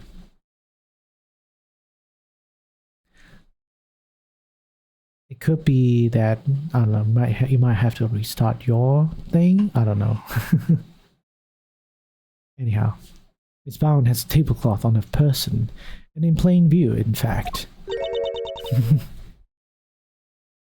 In plain view? No, surely you don't mean... Miss Bound, it's the cloth around your waist, isn't it? I think that's how it works. I don't know. Maybe it is like my... I don't know. Yeah, it works for my messages, so I don't know, man. Maybe it's just Twitch. Given that the Zodiac blocks were kept in glass cases, the cloth would have been in direct contact with the eyes. All we would need to confirm my theory is test the cloth for traces for the sugar used in Mr. Frost's work. The game is up, Miss Bound. It's time to come clean. You won't need to test the tablecloth. Let's use the sweet. What the hell? Use this, my God and Savior. What? Oh man, I'm sorry, man. Apparently I can't see on stream. Yeah, I can't see the chat on stream. Don't know why. I already refreshed it. Anyhow. Everything you said is true. I stole Delicia's Infesticide Ultra, and I moved Mr. Frost's body. It was me. It was all me. Delicia, I'm so sorry. Last week, I went into your bag and I took it. And then I put it in his pocket, hoping to make it look like he had tried to do himself in. I also made sure to leave no fingerprints but yours, just in case the police suspected foul play. Judy, oh gosh. Jude, why? Weren't we supposed to be on the same side? All fighting together to free Samson? We were. I couldn't afford to get arrested. Not yet. Not until I've finally proven that Samson is innocent. I always plan to give myself up in the end, I swear. I know it's easy to say that now, but... Why do you do it this way, though? It's not like you. I'm sorry, Mr. Fender. I've caused you so much trouble. I've been the guilty party all along, ever since that day 18 years ago. Are you trying to tell us that the true culprit in the IS-7 incident was you? I committed a terrible crime. I took those sculptures and I stole them for purely selfish reasons. I don't think you killed them. Killed the guy, though. The moment Mr. Frost died, they became more than mere entries in a confectionery contest. They became the final works of Samson's favorite artist. I couldn't allow them to just melt away, not before he came home. That meant I couldn't let anybody near them, not even the police. So I hid them. I knew it was wrong, but I just had to. Put them in the cold storage room for safekeeping. What I had actually done was far worse than anything I could have possibly imagined. Because who would have thought that Mr. Frost's body itself was posing as one of those sculptures? So she didn't know about the body when she stole the sculptures. Samson is a kind man, a saint. He could never kill anybody. Never. And yet, because of what I did, the police never found Mr. Frost's body, and Samson was found guilty. If she didn't steal the sculptures, then Samson wouldn't have been declared as guilty, as they would have found the body. Yeah, but it made it worse because we were fighting against Von Karma. After all he'd done for me, he was my family, the only family I ever had. He was the most important person in the entire world to me, and I... Jude. After his conviction, I was forced out of our home. I was finally able to return only a few days ago, and when I did, I went to the cold storage room to check up on the sculptures, and that's when I saw it. Mr. Frost's body. I'd been there the whole time. Of course, by that point, the statute of limitations had expired. So I did what I did today, because it was the only way I could think of to make things right. I guess, no, she's not guilty of a crime based on the statute of limits of this fictional country of Japan American. It seems I've misunderstood her intentions. Everything she's done, Rita has all been for Mr. Tangaroa's sake. Hey, what are you thinking about, Miss Edgeworth? Well, now that I think about it, she still tried to kill someone. Anyhow, Something that's been puzzling me. Why did Miss Bound use poison gas? Why not be a more reliable method? Why disguise the autumn wing as a winter wing? The only reason I can think of is to confuse someone who's here 18 years ago. Yeah, I wonder what she had in mind. If she was trying to prove that Mr. Tangaroa is innocent, Miss Bound's ultimate goal must be to find the true killer. Could she have been trying to discover the identity of the true culprit? Miss Bound, your ultimate aim was to see Mr. Tangaroa cleared of all charges, correct? And to that end, you had to expose the real killer and have the police find the body from 18 years ago. Is my understanding of your intentions correct? exhibiting sculptures was sure to force the killer to return to the crime scene. After all, they were the only person apart from you who knew that the body was hidden in the icework. So they were freaked out thinking the body was about to be discovered and come running here. Exactly. The Mistbound answer is that the killer might successfully cover their tracks this time. In the worst case scenario, they might even have been able to remove Mr. Frost's body from the scene. So how could she lure the true killer into revealing themselves without putting vital evidence at risk? Oh, I see where you're getting at. You're saying that's why the Autumn Wing was all winter wingy. I am. You were betting on one thing, Mistbound, weren't you? Whoever opened Pisca's case, you had so carefully disguised as to jam my case. Be the real perpetrator of the IS-7 incident. No. But that would mean the real killer was... Enough. Not another word. Do you realize the implications of what you are saying, Mr. Edgeworth? Are you prepared to stand behind the accusations you're clearly about to make? Mistbound set a trap for Mr. Frost's killer, meaning whoever found themselves caught in the trap is highly likely to be the guilty party. But I lack the evidence to support such an assertion. To kill someone without any evidence is not to be done lightly, so should I really go ahead and make my accusation and name Mr. Frost the killer nonetheless? My ultimate goal is to see the truth exposed, and to do that, I need to seize the moment. Yes, Judge Cavell, I'm prepared to stand behind my accusation. I know exactly who is to blame for the IS-7 incident. Let's go. Take that! Mr. Gusto, the victim of the poison gas attack is the perpetrator behind the IS-7 incident. Ghosty? Mr. Gusto. Mistbound, as we have established, you knew that the opening of the gallery would lure in the real culprit, and you set up a poison gas trap in order to catch them. Do you dispute the facts thus far? You're a very present man, Mr. Edgeworth, just like your father. And of course, you're absolutely right. And perhaps you could tell us exactly what happened in your own words. Of course, I've nothing to hide anymore, so I may as well tell you everything. As you said, I set a trap here in the gallery to try and catch Mr. Frost's killer. Before we opened, I made sure that the door to the Autumn Wing was the only one that was unlocked. When opening the time came, I went around to unlock the door of the various rooms and found that the Autumn Wing had been locked from the inside. The killer is on the other side of the door.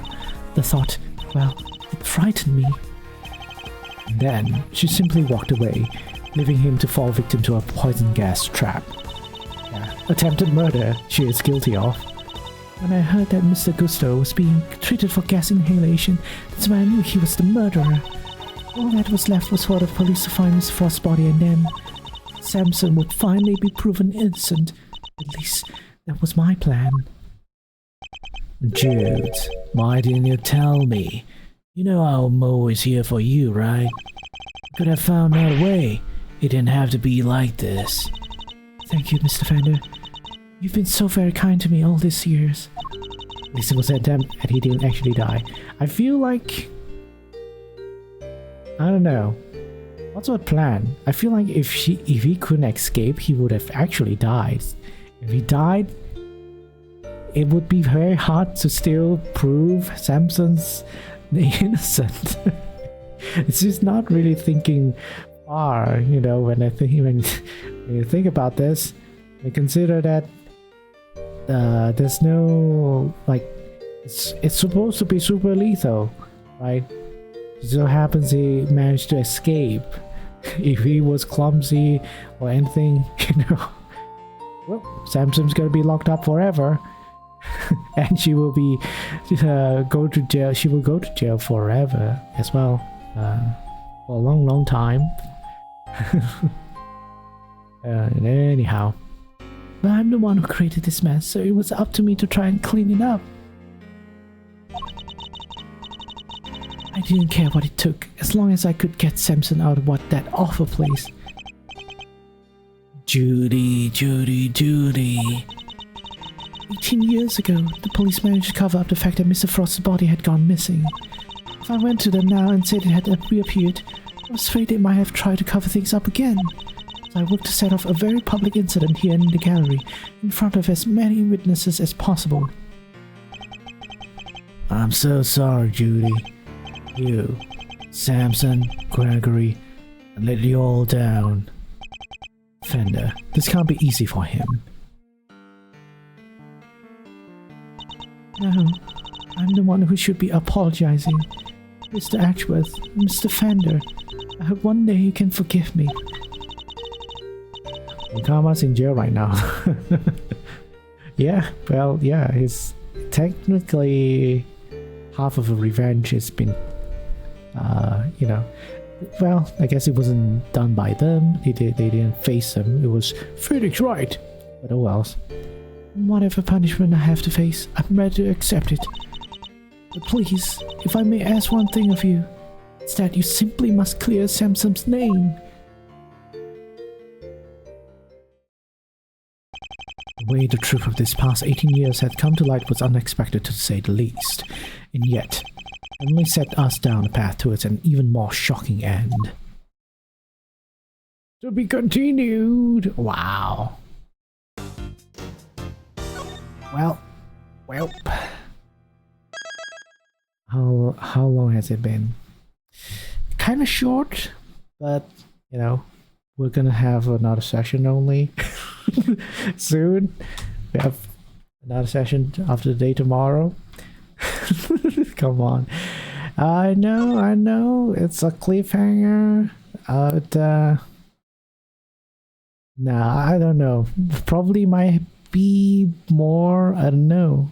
Should I continue or should I continue?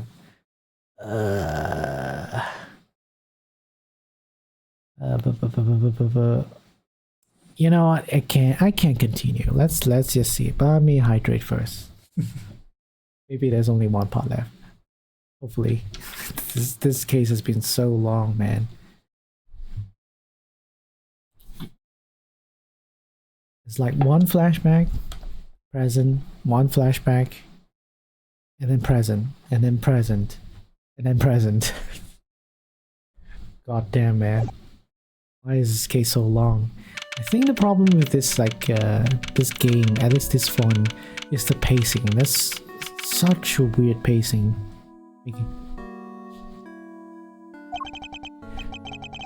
Miss Bound, are you feeling a little calmer now? Yes. Good. Then allow me to get to the point. Regardless of your intentions, you broke the law. Yes, I understand. Nevertheless, I understand you did what you did in order to prove Mr. Tangara's innocence. Therefore, if the real culprit really is someone else, then we have a duty to reinvestigate the case. There is nothing to suggest that anything nefarious took place in the official IS-7 incident records. Right now, there is nothing to suggest that we should take Miss Bound at her word either. So our first order of business should be to arrest the culprit of the case before us, Miss Bound herself. Objection! Official records cannot always be trusted, Judge Cavell. Especially since there are those British prosecutors who think nothing of twisting the facts. Are you suggesting that the committee at the time overlooks just such a prosecutor? It's for you and your people to figure out. However, it is a fact that the autopsy report was faked, seeing as Mr. Frost's body was only found just now. It was literally forgery. Yeah. There really is something of Mr. Von Karma in you, Mr. Ashworth. How so exactly? By continually defying the will of the committee, and bending the truth to fit your needs. That's how. Perhaps it's time you understand how I, no, the committee sees this case. Man, what's the deal with you, man? Why so antagonistic? The committee is willing to accept that Mr. Von Karma falsified Mr. Frost's autopsy report. Even still, Mr. Von Karma only managed to have Mr. Tangara convicted as an accomplice. I personally have come to believe that the real culprit behind the IS-7 incident is Miss Bound. Her plan to poison and kill Mr. Gusto today was her attempt to frame him for Mr. Frost's murder. This is how the committee sees things, is it? It is. As always, I act solely in the service of law and order. Why did they not reinvestigate all this case? Yeah. It's like, I mean, maybe it's just that one case Von Karma forged evidence, right? And I tried to kill or like injure the witnesses and the defense attorney even or something, I think. Totally, the other cases he has been presiding over and in charge of is not really. It's all, you know, not pro. It's all according to the books, you know, as they say. Anyway, it sounds to me like all she's doing is acting in service of the committee and covering up the truth. And if I can't change her mind, there will be no saving Mr. Tangaroa or Miss Bound.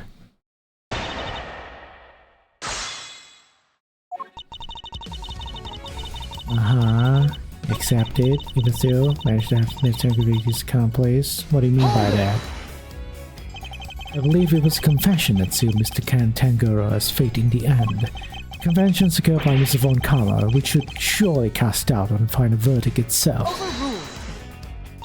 Samson Tangaroa confessed to the investigating officer, one Detective Ian Seidman. All official records say that it was his interrogations that led to the conviction. Therefore, all I can say to you is the goddess of justice has already spoken. And who is this initial investigating officer, detective? Was following orders from? Von Karma. Unbelievable, she just won't budge at all. Are these committee guys really that big of a deal? In many ways, they are a prosecutor's worst nightmare. So kinda like how the police are to the great thief, huh? Funny how you don't seem to have a problem working for the police when it suits you, though.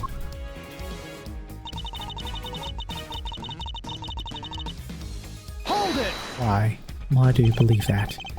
Are you suggesting Mr. Tangaroa and Miss Bound killed Mr. Frost together? Why not? You could even imagine they split their roses thus. Miss Tangaroa could have been the one to commit the act itself, while Miss Bound was to remove the body. What? I thought that we could ever kill Mr. Frost.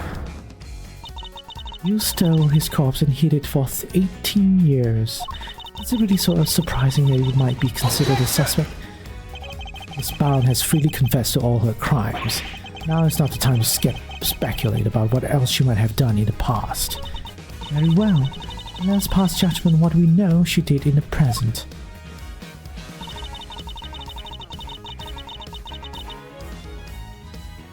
Was frame him for Mr. Good Frost's murder. Hold it! Is it? Why would Miss Bound have chosen to frame Mr. Gusto for the murder? No doubt because he suspected her of being a real culprit. He may have entered what he thought was the Winter Wing simply to see if the Gemini statue was genuine. Little did he know that he would be greeted by a trap designed to silence him, a trap that nearly worked. Do you have any evidence to support that line of reasoning? Unfortunately, Mr. Gusto remains in critical condition. It will be difficult to prove anything until he regains consciousness. In other words, there's little we can do for now. On the contrary, there's plenty we can do. You still have not grasped the situation, have you? Allow me to spell it out for you.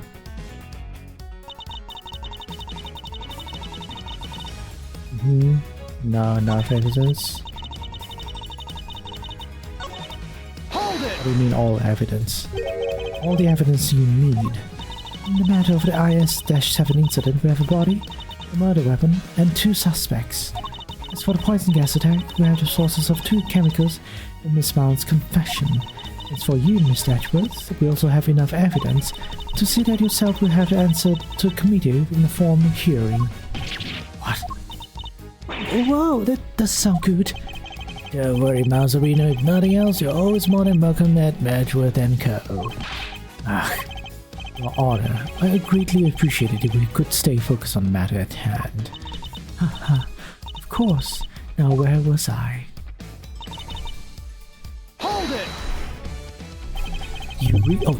You really mean to assert that there are no loose ends left to investigate? None at all. All of the evidence has been examined at length, and there's nothing more to be learned from them. Therefore, I see no need to further prolong this trial. This court finds the defendant is duty bound.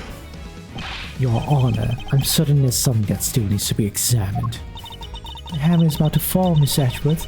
Only hard evidence can stop it now. Present what you think requires further deliberation now, assuming there really is anything left that is. This isn't over yet, not by a long shot.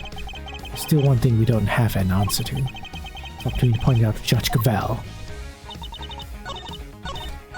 Last statement then. Don't we have something else now that we need to be examined? Mm-hmm.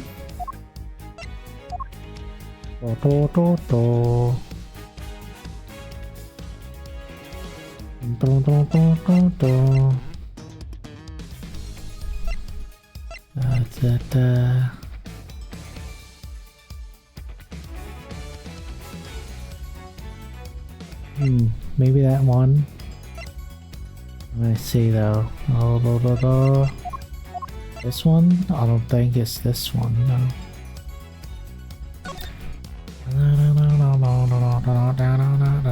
Not nearly. This one, not this one, this one, this one.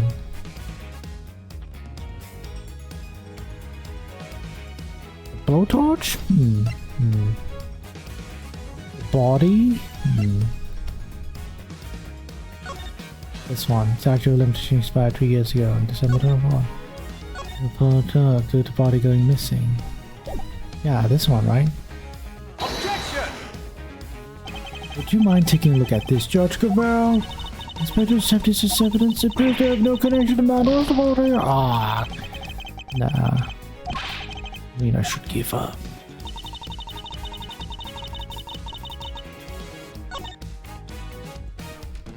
Maybe it's this statement instead. Objection! Nope, apparently not. Oh wait, it is this statement. Would you care to revise your testimony at all, Judge Cavell? Now, why? Do you believe there is something wrong with it? Well, no, nothing seems out of place. And perhaps you could refrain from insinuating the others? Wow, oh, there's a different way of like talking about that, I guess. I feel like maybe we need to like press further. Hold it! If we accept that Miss Von Karma falsified the report, then why don't we investigate the case? Because the Goddess of Justice is never wrong. Her verdict remains true, despite What? What bullshit is that? Despite blatant evidence tampering, you sure your precious goddess is into that? Almost makes you think the committee might have other reasons for not wanting this looked into again. Further investigation is simply unnecessary, since the Goddess of Justice has already spoken. Is that right? Hold it! Okay. I believe it was... Oh wait, no, maybe press this one. Have I pressed everything? Hold it! I feel like I press everything. Yeah. Objection!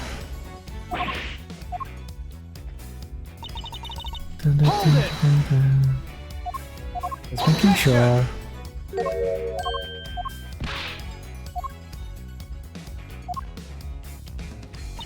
If it's not this and that statement, then I can only think that maybe it's this one, but maybe a different kind of evidence we need to look into.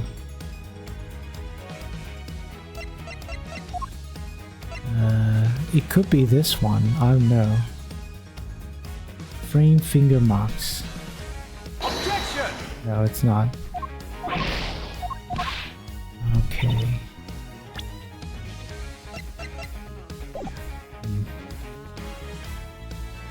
Hold it! Now I'll press everything right. Objection!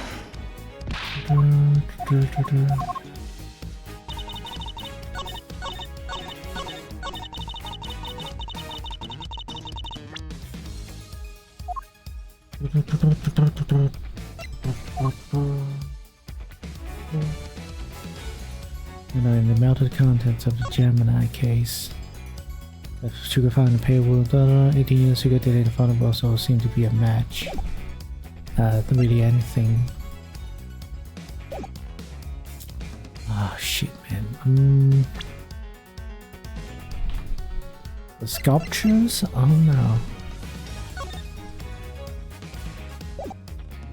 Don't think so.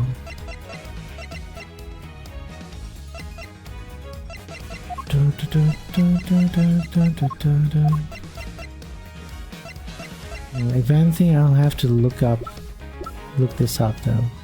Might be the blowtorch, but I don't think so. Don't think it's a blowtorch. If it's not the IS-7 incident case file, it might be just that we are looking at presenting at the wrong statement. So if you have to forgive me, I'm going to look this up. Yeah. What would this be called? About legacy. Vulture was used for sure. Yeah. Established that the body and stuff.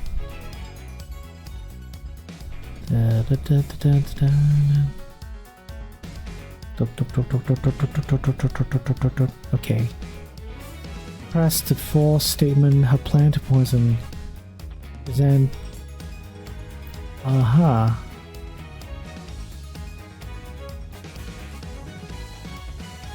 Wait.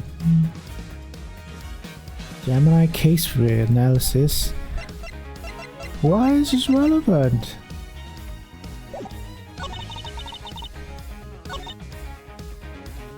New statement. This statement, I think. Objection! Apparently it's this one. I don't know. New evidence is about the Gemini statue or something. I'm afraid there is still one question concerning the IS-7 incident that remains unanswered, Your Honor. Would you mind taking a look at this? What is it? There are test results carried out on liquid at the bottom of the Gemini case in the winter wing. As you can see, traces of blood were detected. The question is, whose? Until that question is answered, I hardly think you can claim to have all the evidence. I mean, could guess it could be not the victim? I guess it's not confirmed yet, I guess. There was blood in the Gemini case. Why did I not hear about this from Eustace? Because Detective Gumshoe informed me of the results directly. I was planning to tell Mr. Winner about it myself, of course. You kept it to yourself until now? Despite having no jurisdiction here whatsoever. Mark my words, the committee will hear all about what you have done here today. As ever, my interest is in the truth, and if mistakes were made in the past, they must be rectified. I'm due into trouble. If you must report me to the committee, then so be it. But in return, we must be allowed to investigate this case to the very end. That is not my decision to make. We need to discuss it with Eustace. Guess who's back, losers? And we've got news too. He's alive. It was a close call for a minute there, but Carmelo Gusto is alive. Gusto. He made it. You're the one who's found me. Yep, long time to see, Gusto. You're the attorney's assistant. You've grown and you have an assistant of your own now. Assistant? No, I'm... He hasn't got the gig yet. This is Gregory Edgeworth's son. Prosecutor Miles Edgeworth at your service. Fate moves in mysterious ways. I'm your head. If you hadn't found me in time, I would be here to thank you.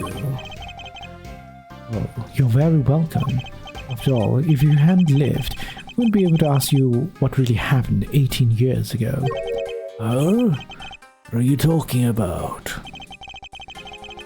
We figured out quite a bit while you were out cold, including the fact that you're probably the guy who offed for Artie Frost. What? Is that true? Miss Bound set up a very elaborate trap to catch Mr. Frost's murderer. A trap that involved rigging Lepisca's case with poison gas. Perhaps in light of that fact, you could tell us in your own words what happened back then. Or perhaps you'd rather exercise your right to remain silent. You shouldn't have told him. Yeah, you shouldn't have told him. Now he's gonna lie his ass off. Even harder. It's not that. Gusto, he is a fan of the old meditation, you know, Om and all that jazz. Oh, sleeping while standing seems pretty cool. That's one heck of a talent. Sam, there's no sleeping involved in meditation, Kay. Hey, Gusto, old pal, how about you snap out of it and tell us what we went down way back when?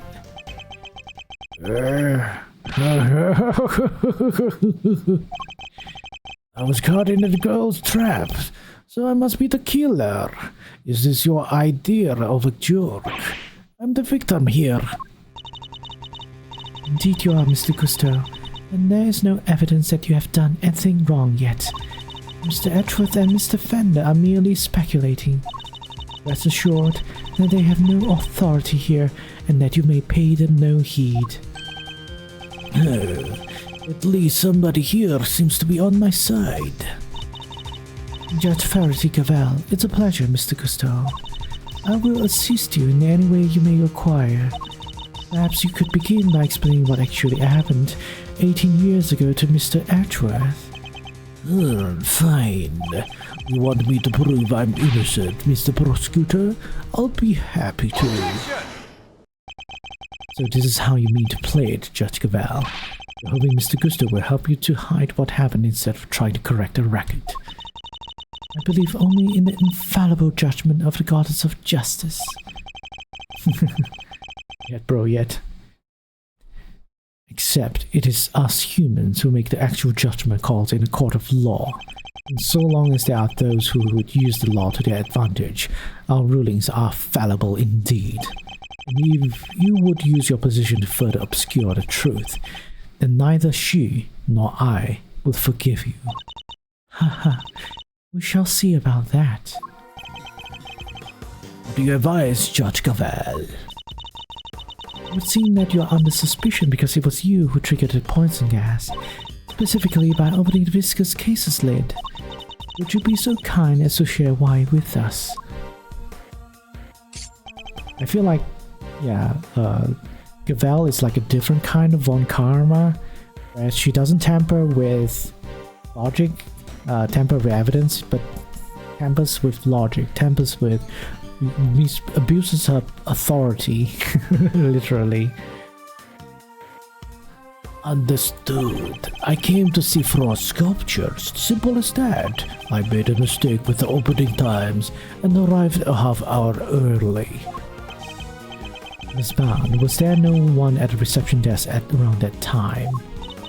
I'd left the main entrance unguarded and unlocked, just in case the killer made an appearance.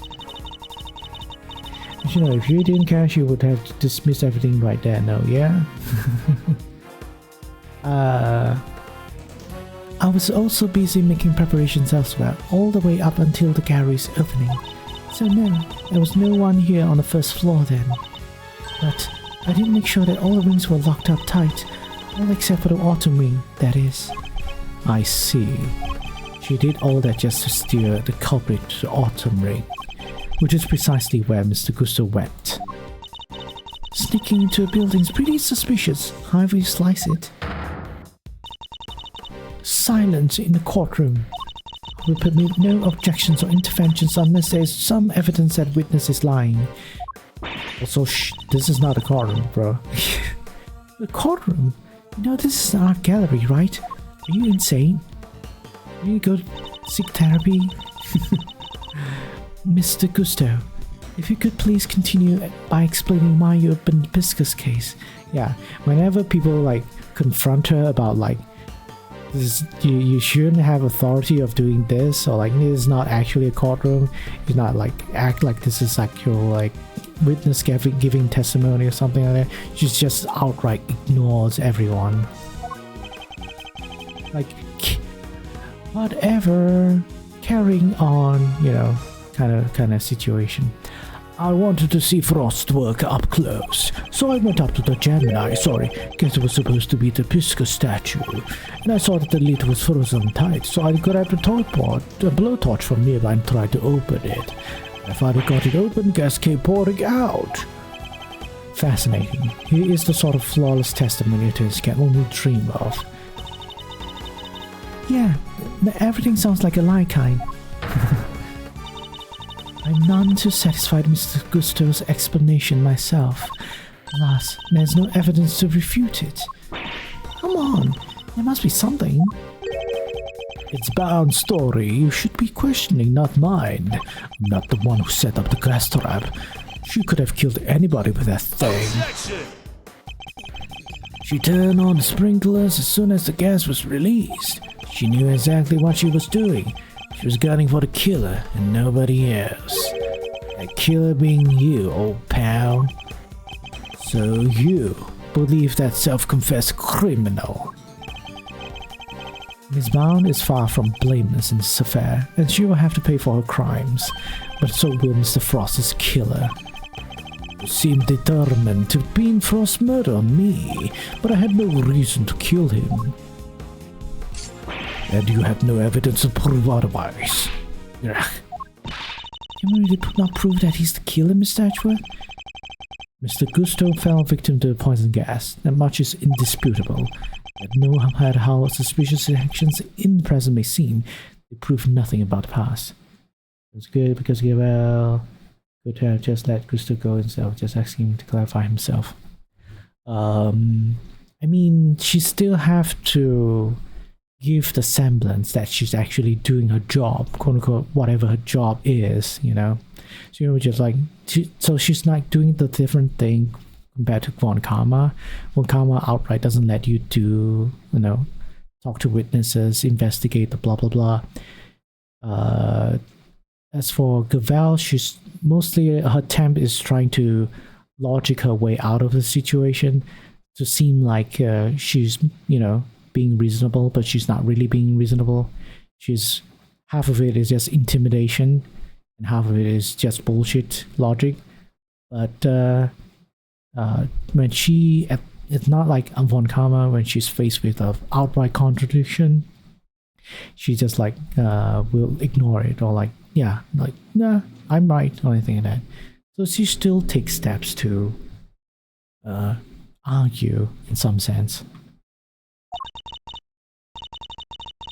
Yeah, but then what about you, Mr. Fender? There must be something we can do.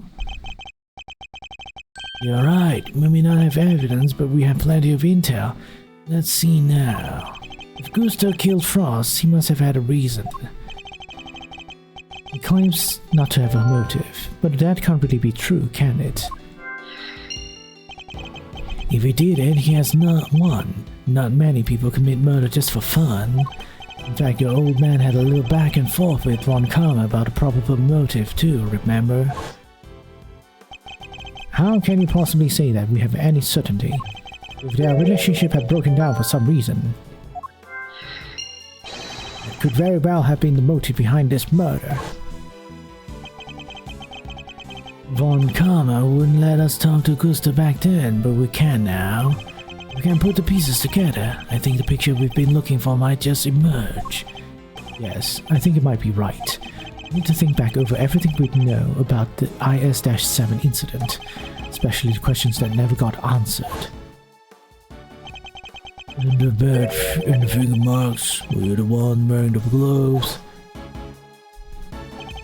The Skirm denied that the finger marks on the frame were hers. What if they were Mr. Gusto's? Perhaps he had wanted to take a look through the ultimate cookbook for himself. So he asked me to go put in a new cartridge. Seemed to think there should have been more shots left there There were. In other words, the film ran out sooner than expected. Yes, the number of shots he took didn't line up with the number of shots remaining. But he thought maybe he'd just lost track somewhere along the way. My father noticed these things for a reason. I just need to piece them together correctly. In the absence of evidence, it's the only way to the truth.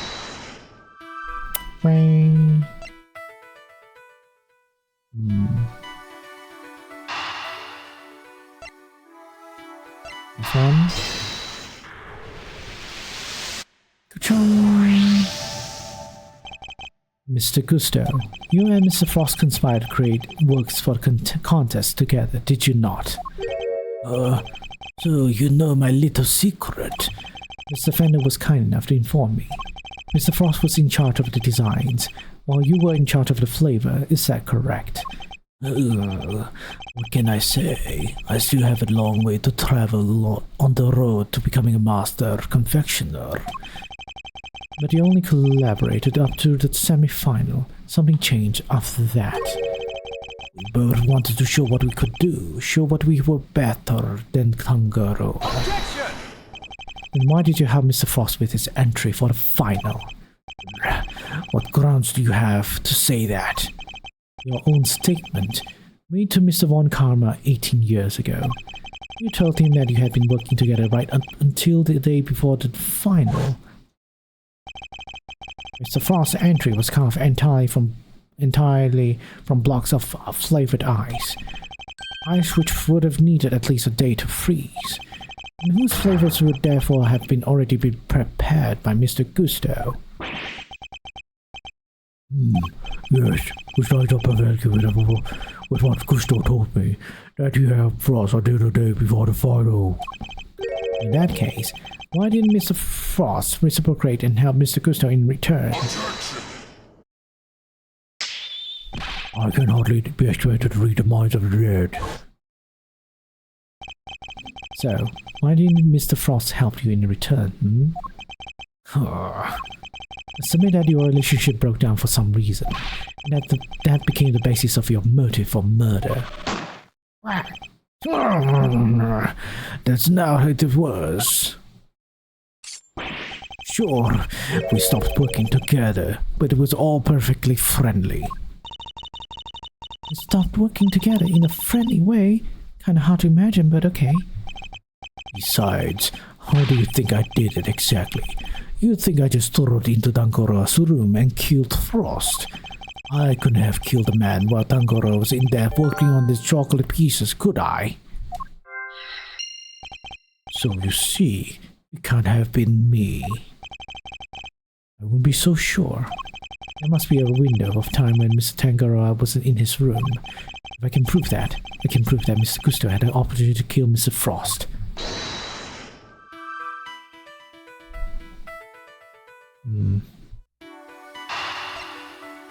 This one, right? Oh, no! I'm done. Ouch. Wanted the cookbook.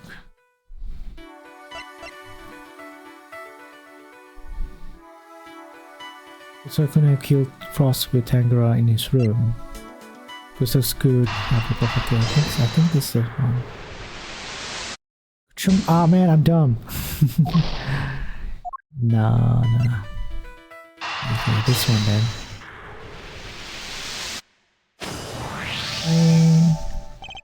Photographing the cookbook's contents would be the perfect way to steal its secrets undetected. What if Mr. Gusto did just that? What if he used Mr. Tanjiro's camera to photograph the book? I kind of figured it out, but I'm just like being dumb. Kind of tired, you know. It'd be the perfect crime, so much better than sitting and getting chased by the cops. A sneaky snapshot of 20, huh? That could work. The only question is, when would he have done it? Good question. What about during the afternoon tea? Didn't Leisha say that Gusto and Frost had missed out on the little pea party they had? Which brings me to the next question. When do we know for certain that Mr. Frost was still alive? Haven't I been sleeping enough? No, I should be sleeping enough. Just that I've been streaming the entire day. You know, it's midnight as well. And after the contest began, nobody saw hide or no hair of Frost as he had secluded himself in his room. And the only person who kept on entering his locked room was Tangaroa. Was, as you can see, the only key. A scout. Well, Mr. Tangaroa's work's the only ones you've sampled. No, dear, I couldn't have helped myself. When I finished my afternoon tea, I tiptoed over to Chillywink's room for a little taste too. Mr. Frost had kept to himself inside his room after the contest had started. But he was gone by the time Miss Gurn snuck into it to sample his work, meaning there's a good chance he was murdered before the end of the afternoon tea.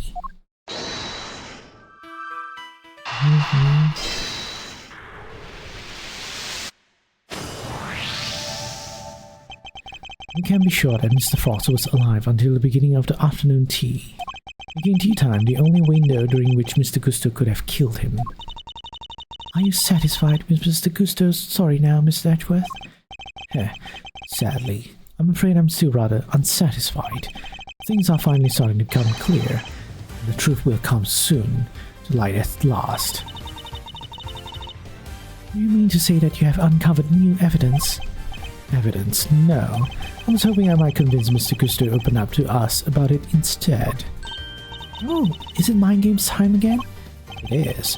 Mr. Gusto, I have a question for you. I said, I have a question for you. Rah, what is it?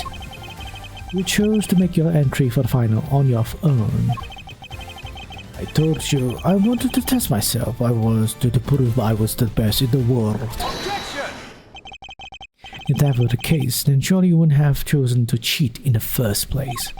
So tell me, Mr. Gusto, why did you feel the need to team up with Mr. Frost?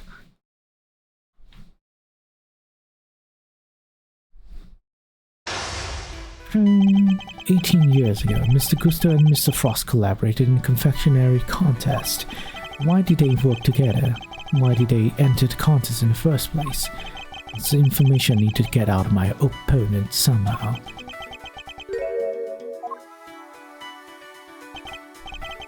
Mr. Good seems to have a habit of pretending to be asleep when things aren't going his way. Let's start by focusing on why he chose to work with Mr. Frost.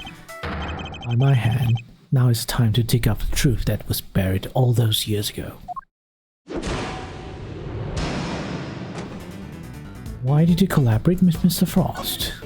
Mr. Gusto, what inspired you to collaborate with Mr. Frost? We were acquaintances before we were contestants. He was interested in entering the contest, so we decided to sign up together. And your decision to pair up with a sculptor had nothing to do with your lack of faith in your skills. You don't know me. We joined the forces because we wanted to make the most perfect creations possible, that's all. But you couldn't do that on your own? I would expose all your lies in the end, Mr. Gusto. It's only a matter of time. Oh no. What's wrong? Sorry, wanted to see if I could do an impression of you. Turns out it's easy. He's happy to bide his time as well, it seems. To pick my words more wisely. I need to study my resurrection, pick my own responses accordingly. So, bide my time. Frost's son and mine were in the same grade at school, so we got along pretty well too. Oh, so you were just two friends who happened to try for the title of World's Greatest Confectioner.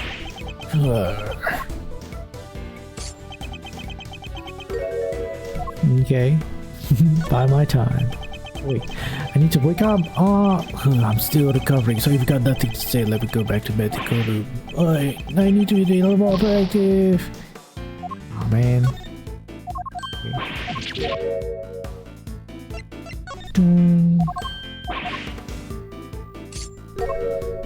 Wake up. Okay. Pretending to be asleep when the going gets tough won't work on me, I'm afraid. Mr. Frost was a sculptor, Mr. Gusto. I doubt he cared much about winning a title for confectioners. In which case, he probably had a different motive for taking part in the contest, wouldn't you say? Fine, it was me. I wanted that title. Frost was only in it for the prize, the ultimate cookbook. I see.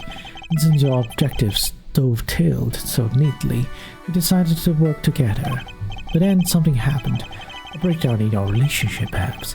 So, I want to know why. Mr. Prosecutor, I'm still quite unwell after my brush with death. Push me too hard. Now I'll be on my way back to the medical room. No, wait. You better wrap this up quickly. I'm already dangerously low on patience. Mr. Gusto is just trying desperately to make his escape, and he's not going anywhere yet. And as long as he's still keeping things from me, let's figure out what he was really after next. There's no time to lose. I need to pick the right line of questioning and fast. Did you want more than just a title? You too had your eyes on something other than the title, didn't you? After all, I'm not sure the title World's Greatest Confectioner even counts for that much. Are you insulting the way of the confectioner? My only goal was to win that title. I didn't care about anything else. You have no idea how much it would have meant to me. Look, my sense of design may not have been up to snuff back then, but you should see me now. Oh, so you've improved. Bet I have. I didn't do all that training in Drumfar for nothing. My time. I looked up to Tangaroa, you know, spat out as poring over the designs of his work. Oh no, P-O-R-I-N-G. That's not how poring is. Spelled. Even used to watch his show with my son. Sounds to me like Mr. Tangaroa's work was especially influential in your early studies. And with his recipe book, you might have even become the best someday. Maybe. The book was a real treasure. No doubt about that. Any confectioner would have wanted it.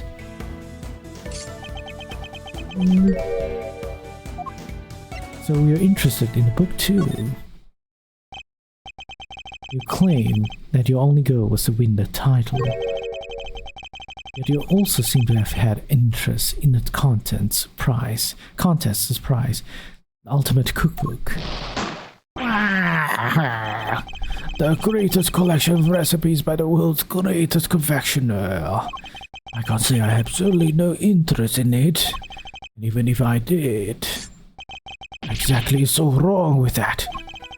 Nothing, I suppose. And the book contained recipes for medicines, not desserts. And the girl who entered the contest supposedly knew that. I feel like I'm finally getting somewhere. I can't let him sleep on my grasp now. I just need to stay calm and keep the pressure on. Next, let's find out why he wanted the cookbook. Did you need to help you make your sweets? So your plan was to win the cookbook and use it to help you with your own creations. What else? A book like that could have improved my craft tenfold. You could have made a lot of money if you sold it. I don't know much about what was actually in there, but it was worth more than money, I'll tell you that. You know more than you're letting on. Come on, Mr. Gusto, I think you know more about the cookbook, Ultimate Cookbook, than you claim. They told us a little about it at the start of the contest. Yeah. And you know what kind of recipes it actually contained, don't you? And they weren't dessert recipes at all. I see you did your homework. Fine, so you know what was really in there. Ultimate Cookbook, or the Angels Cookbook, to give it its proper title. It's a collection of chemical formulas and ways to synthesize new medicines nobody had ever heard of. So he did know that the cookbook actually contained recipes for medicines. This could be an important clue.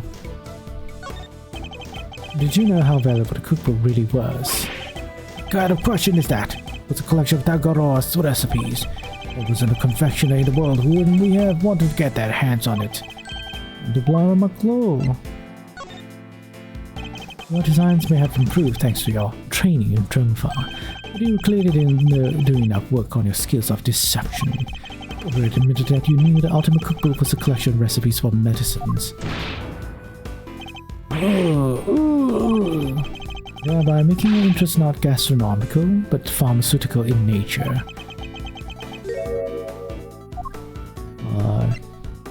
You need the medicine, didn't you?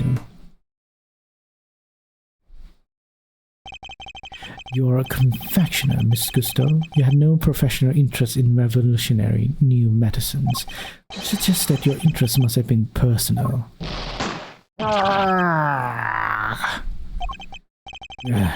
I underestimated you. Fine, you're right. Winning the title wasn't the only reason I entered the contest. I needed one of the recipes in that book. It was for my son. He was sick. He was? Tell me more. That's none of your business. I've told you as much as you need to know. He looks rattled, but I can't let him off the hook. Let's find out what his mystery illness was. It just how happens to be he can't taste food as well. I've almost forgotten to the bottom of this. I can feel it. Just a few more moves. What was the name of the son's condition? Tell me more about the son.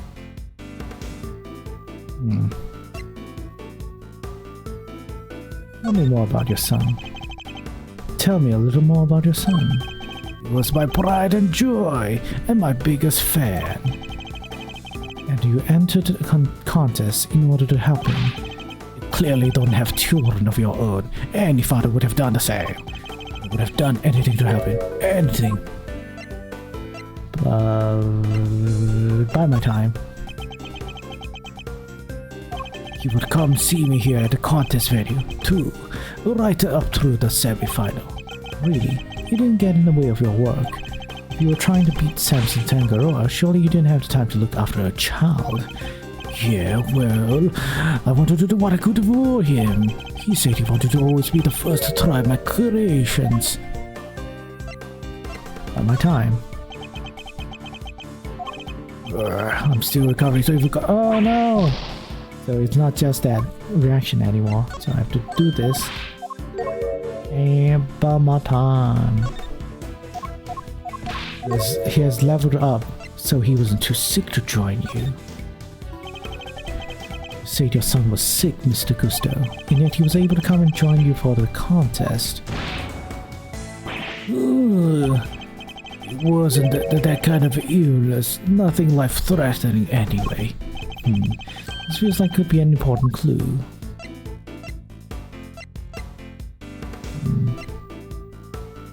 This one? I don't know. Could you tell me the name of the disease your son suffered from? You're a real cold customer, Mr. Prosecutor. Isn't it that he was seriously ill? Or would you force me to tell you more? I will deploy my clue. But it wasn't life-threatening, though. You already shared with me that your son's illness wasn't life-threatening. So why are you so reluctant to share any further details? It may not have been life-threatening, but that doesn't mean it hasn't been life-altering. I see. That must have been very hard on both of you. Of course it was. That was why I did everything I could do to find a cure. You were desperate. He couldn't taste anything, not even his favorite desserts. Hey, what a coincidence.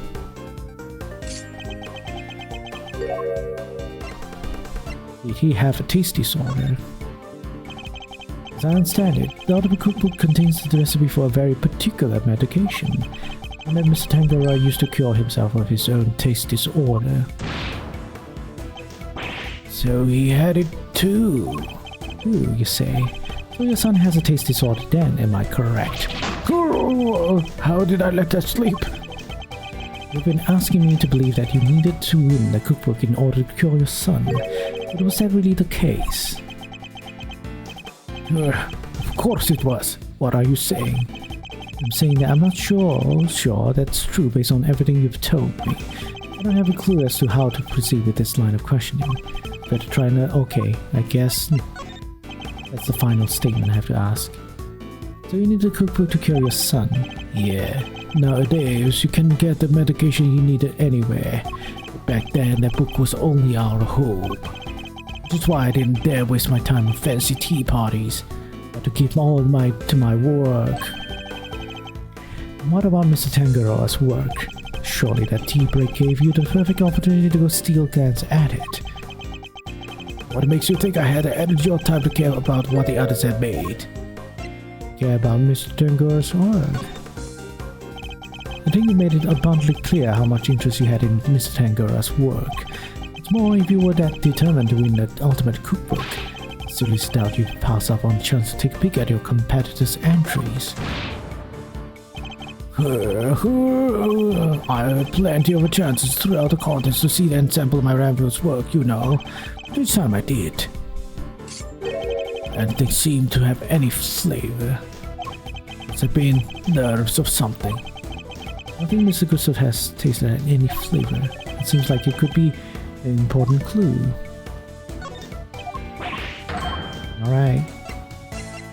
And this.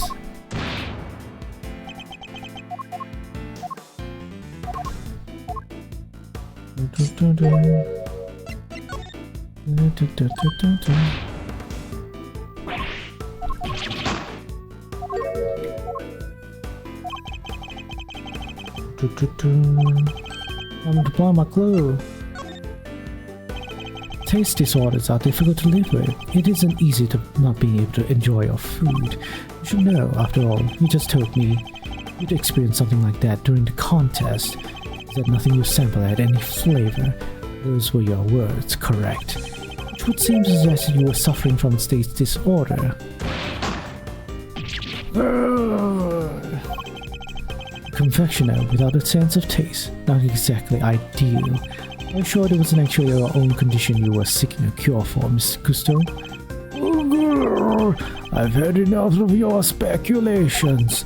I managed just fine in that contest, made all of my own entries, no problems. Weren't you working with Mr. Frost?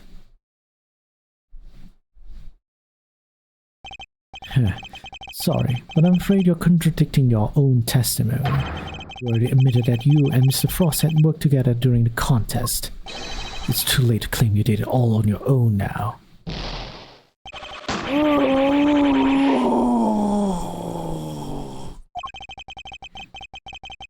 You would have us believe that you are a man of principle, a dedicated student of the confectioner's art. But you abandoned those principles and conspired with Mr. Frost to rig the contest.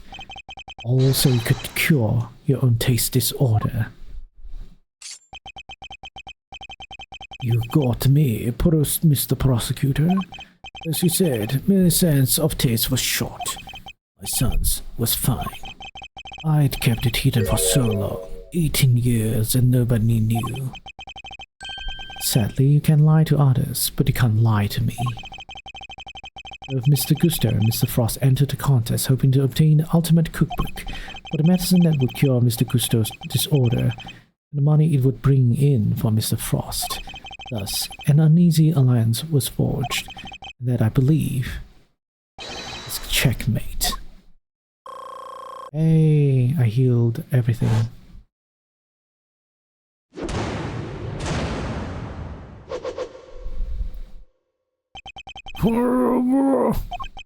I'll admit, you're good. I never told anybody any of this, but you figured it all out anyway. It's true. 18 years ago, I developed Augusia. What's Augusia? It's a taste disorder that makes you so can't taste anything at all. A confectioner's worst nightmare. Mr. Fender, is this what Mr. Tangaroa had as well? No, the big man had what they call dissociated taste disorder. Basically, some things you could just taste fine, while others had no flavor at all. So he suffered too. Can't have been easy. Not when there wasn't a way to cure it on the market. Which is why you need Mr. Tangora's cookbook. Do you admit now that it was the real reason you entered the contest? But only one of the reasons. I wasn't lying when I said I wanted the title. When I put my mind to something, it gets done, and I won't lose to anybody. I may not have been able to taste it then, but I still knew my stuff was good enough to win. Oh, so you went into the final thinking you stood a good chance of winning? Of course. What was it that Fender said about what Mr. Tangora thought of Mr. Gusto's creations? Mr. Gusto's creations were a perfect balance of flavor and design, at least up to the semi-final. He's testing for you. But disappointingly, his entry for the final was subpar on both counts. We were told that your entry for the final was far from the prize-winning taste sensation you describe. What happened, Mr. Gusto? What went wrong that day? Fine. You wanted me to talk? I'll talk. But you're not going to like what I have to say. Ross and I were working together right up to the salmon final. I handled the flavor and he did the deciding. And I wanted to face Tangora in the final on my own. No help, just me and my skills. I helped Frost with its entry, but mine I did alone. It didn't taste good in the final, that's on me. What can I say? I lack training. That's all there is to it. Happy now. There don't seem to be any obvious contradictions in this testimony.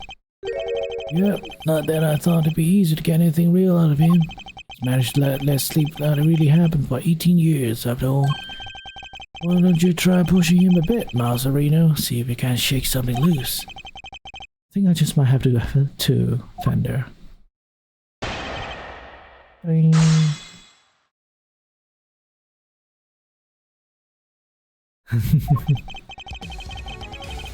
Frost and I'll looking to get onto semi-final and the flavor and the designing. It says on the name of skills. Hold it! You were serious about winning the title then? Of course, not a confectionery, it's my life. Why would I have wanted to be crowned the greatest? I still had a lot to learn back then. It's no surprise my work wasn't up to scratch. But the title wasn't the only thing you wanted. It was the cookbook too. And you wanted the book even more than you wanted the title. Isn't that right, Mr. Gusto? Overruled! Mr. Edgeworth, you are battering a witness who is still suffering the effects of today's attack. I can allow this harassment to continue. I understand, Your Honor, but... Ignore him, Mr. Gusto. You need not answer that vile prosecutor's question. So please, to continue your testimony in your own time. Hold it! So you're saying Mr. Frost didn't help you at all? But it helped you up until then, correct? It's a bit strange for him to stop so late in the contest, no? Strange or not, it's the truth. Could be he had his reasons too, I wouldn't know. If he's lying, it's going to be a headache to prove. 18 years is a long time. Unless the gizmo of yours has a built-in lie detector, Kay. If it did, I'd have stolen the show from Mr. Edgeworth long before now. Don't worry, Fender. I can tell when he's lying. No doohickeys assistance required. So, Mr. Gusto, continue your testimony. Hold it! And yet, I heard that your creations prior to the final were scored highly for their flavor. What went wrong? Was there some kind of cooking accident on that day? No, nothing like that. It was, I told you, I had a taste disorder. My sense of taste failed me. It's as simple as that. Mr. Frost's entry was complimented on its flavor. Your sense of taste hadn't failed you then. And something happened overnight. I don't think he's going to spill any more beans, Mr. Edgeworth. Perhaps I should ask him about something else. Say the course? No, I'll just stick with what I have known now. India old mystery, and the key to unraveling is finally in my grasp. Can you remember everything turned out? Okay, this is just a... Okay, that was not the right thing to do. Just press. Hold it!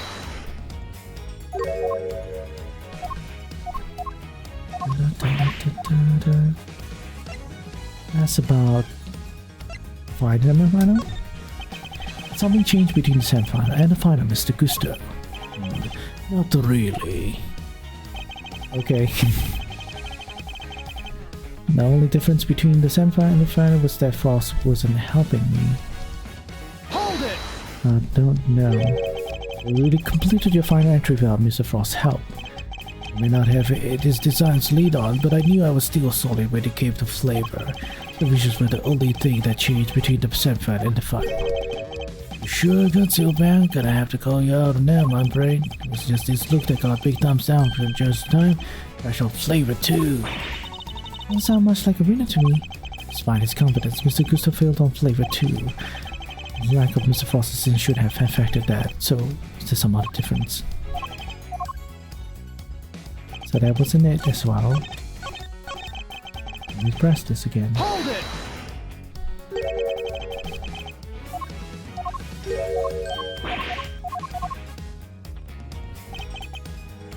Wait.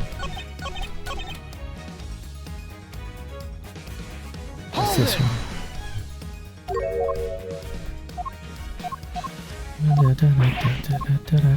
Ask about Mr. Frost. You knew Mr. Frost from there for the contest, correct? Remembered, I see. My son and Frost used to go to elementary school together. Hold it! It was no coincidence that you both entered the contest, correct? Yeah, I heard about it first, and I told Frost. I knew he'd be interested. He was always short for cash for his sculptures. That's right, Mr. Frost was supposedly always in financial trouble, wasn't he? The group was really worth that much, huh? See that gleam in your eyes, kiddo, but don't get a quit thieving up for some. It was worth a lot back then, but these days you can find most of the stuff in there on any drugstore shelf. Oh, bummer. So literally every last contestant only ever had eyes for the Kukuasi.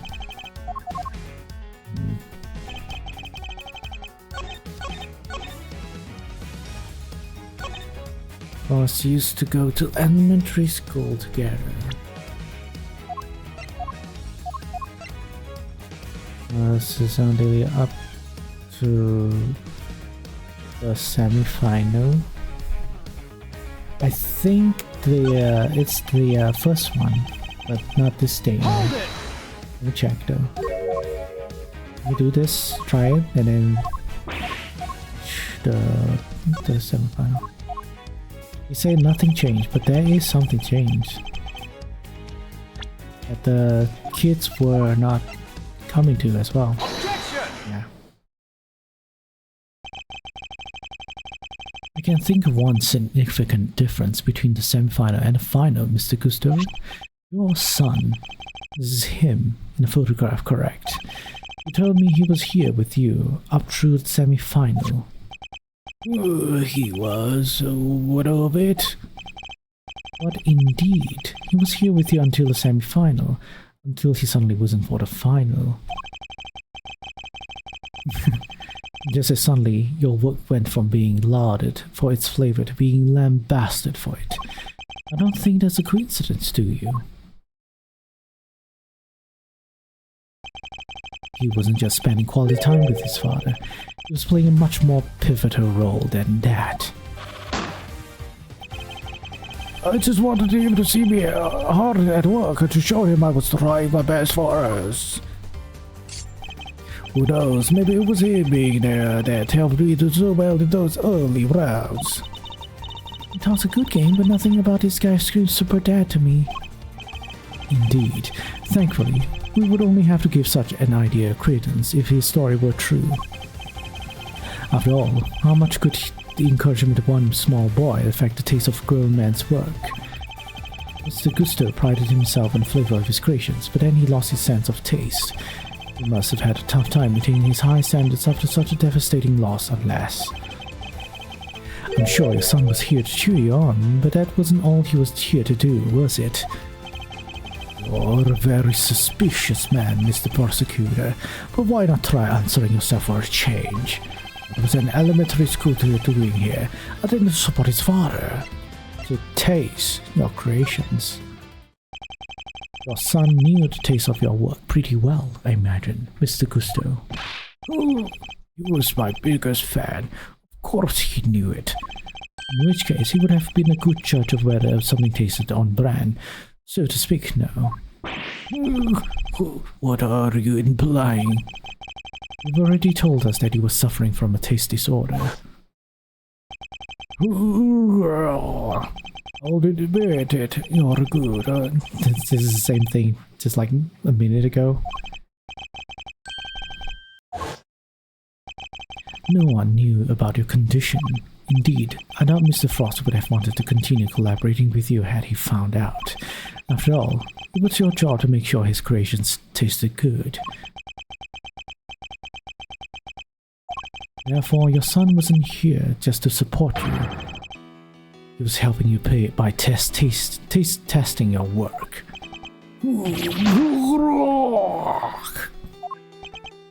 Dang, now it all makes sense.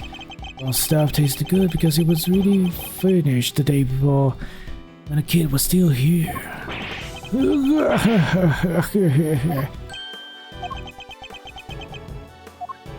You have a vivid imagination, Mr. Prosecutor. But do you seriously think I trust a kid to tell me how to adjust the taste of my masterpieces? I have some pride, you know, even back then. Did you now? My designs may not have been much to write home about back then. I always knew my work tasted better than anybody else's. You think I risk everything by putting my reputation in the hands of a child? It's just more speculation. That's all it is. In that case, I asked to speak with your son this instant. Let's see how much of your story can he corroborate. Sadly for you, my son is no longer my concern. What? As soon as I got my sense of taste back, I went straight to Jungfa to start my training. And cut off all ties with the kid for good. Damn, what a father. What? You abandoned your own child. It ain't half of it. No one knows where he is, even now. The cops have looked over for him, but no dice. So, still think you can prove your asinine theory? I'd like to see you try. You think I care about anything besides affectionary? Think again. I got my sense of taste back. What need do I have for my son? Silence in the courtroom. While Mr. Gusto's words and actions may demonstrate a sudden lack of humanity on his part, the goddess of justice cannot judge him for that. Therefore, Mr. Edgeworth, I believe it is time for you to admit defeat. Yeah, give it up. 18 years is a long time for anything to service now, proof or otherwise. Mr. Edgeworth, we have to do something. If we don't, the truth might be lost forever. Where are you, Detective Gumshoe? Don't matter whose spot it is, we could possibly... Is that the son's blood? I'll get it tested right away, sir. Please do, Detective. It's the last piece of evidence. I'm sure of it, as we know whose blood it is. Hey Miles, sorry to cut in on your mind plows time. I was wondering something yourself. Our friend Gusto didn't come here just to check up on the body, did he? You mean because he tried to open a case? Exactamundo. Think we have anything that might explain why he tried to do that? Might, if Detective Gumshoe can make it back in time. A sudden piece of evidence. It might be his blood then. It's quite enough idle chatter, defense. Now if you... Mr. Ashworth, sorry to keep you waiting. Son's blood would be insane. Yeah, I don't think it's the son's blood. Speak of the devil. I take you to have the test results, Detective. Yeah, sure. The lab just got back to me. Detective, please, court is in session. Now then, am I right to assume that you are bringing us the evidence Mr. Edgeworth was just speaking of? What? Hey, no fair. Why didn't anybody tell me about this? It is indeed evidence in question, Your Honor. It needed testing, so I asked him to carry it out. What the? Why is everybody else who's helping you? I'm supposed to be the one in charge here. Mr. Wiener, I'm sorry I didn't involve you, but this is important. Can we at least hear what the detective has to say? Well, alright. Okay. So, Detective Gumshoe, what did the tests have to tell us? You're not going to believe this, but all of the blood was found in liquid at the bottom of the Gemini case is Carmelo Gusto, the victim of the poison gas attack. What are you talking about? Thank you, Detective. You've been very helpful. Well, it looks like my suspicions were correct. What do you mean, Mr. Ashworth? Yes, what do you mean? Explain yourself. What is the significance of this blood to this case? It's only the very thing the perpetrator of the IS-7 incident has been trying to hide all these years. The fact that your blood was found inside the Gemini case, Mr. Gusto, is as good as us finding your blood lying right next to Mr. Frost's body.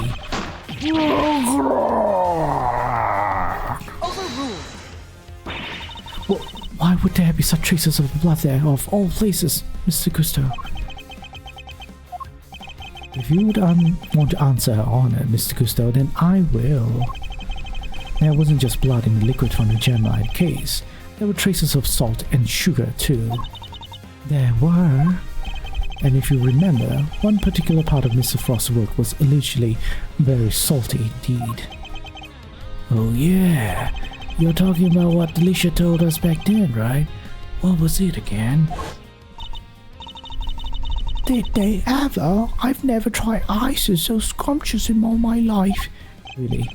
Really, man? I wish I could vampire. Well, scrumptious except for a salty bit, of course. That was more bearable. The salty bit. It's in the other photo you've got there. This bit, the heartbeat thing. Gemini's liar. Yes, the liar. And the only liar tasted as if it had been flavored with salt. There were no trace of salt anywhere else in Mr. Frost's entry. Very interesting. And perhaps you can tell us, Mr. Edgeworth, where did the salt and lye come from? From the salt lamp. Take that! This is the lamp from the IS-7 incident. Indeed, and I believe that the salt lamp gave the lye its flavor came from just such a lamp. Mr. Von Karma had established that both salt lamps were in Mr. Tangora's room at the time of the crime. One of them was used to kill Mr. Frost. It was stained with this blood. No corresponding pool of blood was found in Mr. Tangora's room. Right, because the culprit had chucked in a piece of chocolate with that on into the little stream. Furthermore, aside from the liar, no trace of salt were found anywhere else in Mr. Frost's room either. Yeah, come to think of it, the lamps that we found in Delicia's room were both broken. Lamps appear to be broken. Well, suspect, both of them. Maybe they found broken on the floor. We never did figure out how the one wasn't used to kill Frost got busted, but are we thinking maybe had Gusto's blood on it at some point? Or they bash each other? They both used the salt lamp to try to kill each other.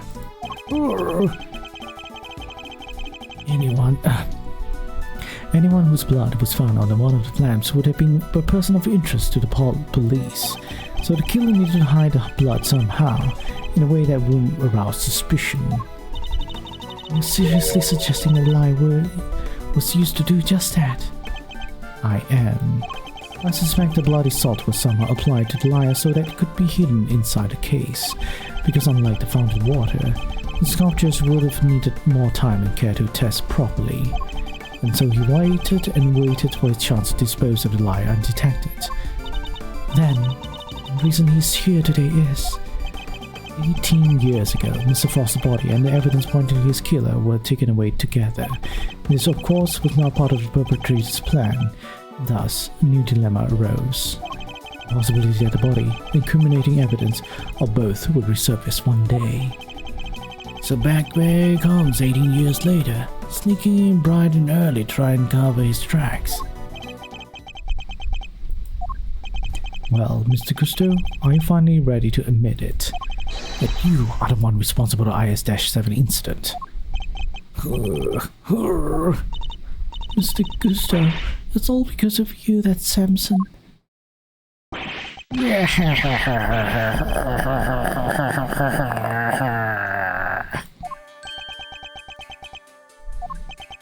Gusto. So I finally got caught, huh? All these years later. Nobody came close back then, not even the big shot prosecutor or the attorney. That's some impressive work, Mr. Prosecutor. I have to hand it to you. You admitted then, you murdered Artie Frost. Sure I do. I did it. I killed him. But he only had himself to blame.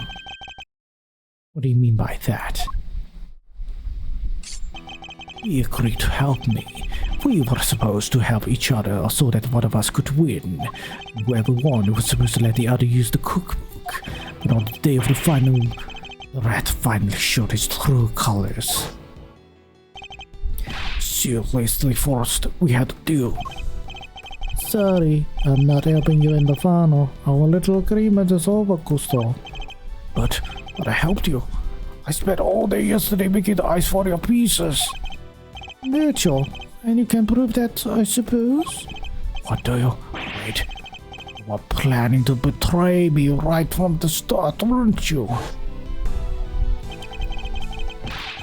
After Frost double-crossed me, I had to make my piece for the final by myself.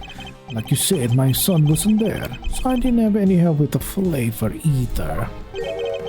So much for the pride you claim to have in your ability to make delicious desserts. Go ahead and judge. You have no idea what it was like for someone like me to lose my sense of taste. I give up everything to become the best. Everything. I take pride in that. Something someone like you could never understand. You're right. I don't understand. Do you take pride in the fact that you've resorted to murder? Or that you abandoned your son? Why would I want to understand someone who could do such things? A man can't afford to rely on other people. I learned that the hard way 18 years ago.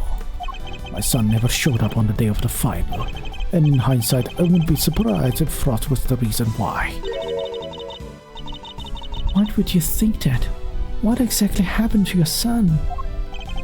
How am I supposed to know? I told you, it's none of my concern anymore.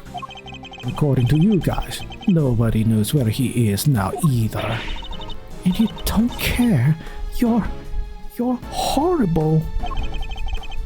So with his disappearance, so too went your chances of winning, correct? Yeah, I had to find another way of getting my hands on that book. That's when inspiration struck. I decided to skip afternoon tea and snuck into Tangaroa's room. Should have been so easy. All I had to do was photograph the formulas I needed and get out of there. But the Frost showed up. I thought I might find you here. Stealing recipes from the famous cookbook, Tut tut tut. Frost! What's this? A cure for taste disorders? Oh no, that's just too tragic. A confectioner can't taste anything. What will people say? If you tell anybody, I'll... Ooh! You'll what? Can't even hit me, you miserable worm. Why, you... Frost shot me hard when I went to punch him.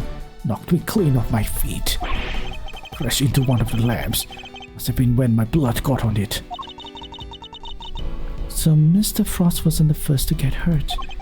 But it's all over. I realized I had to get rid of that blood somehow, so I scraped off all the bloody beads.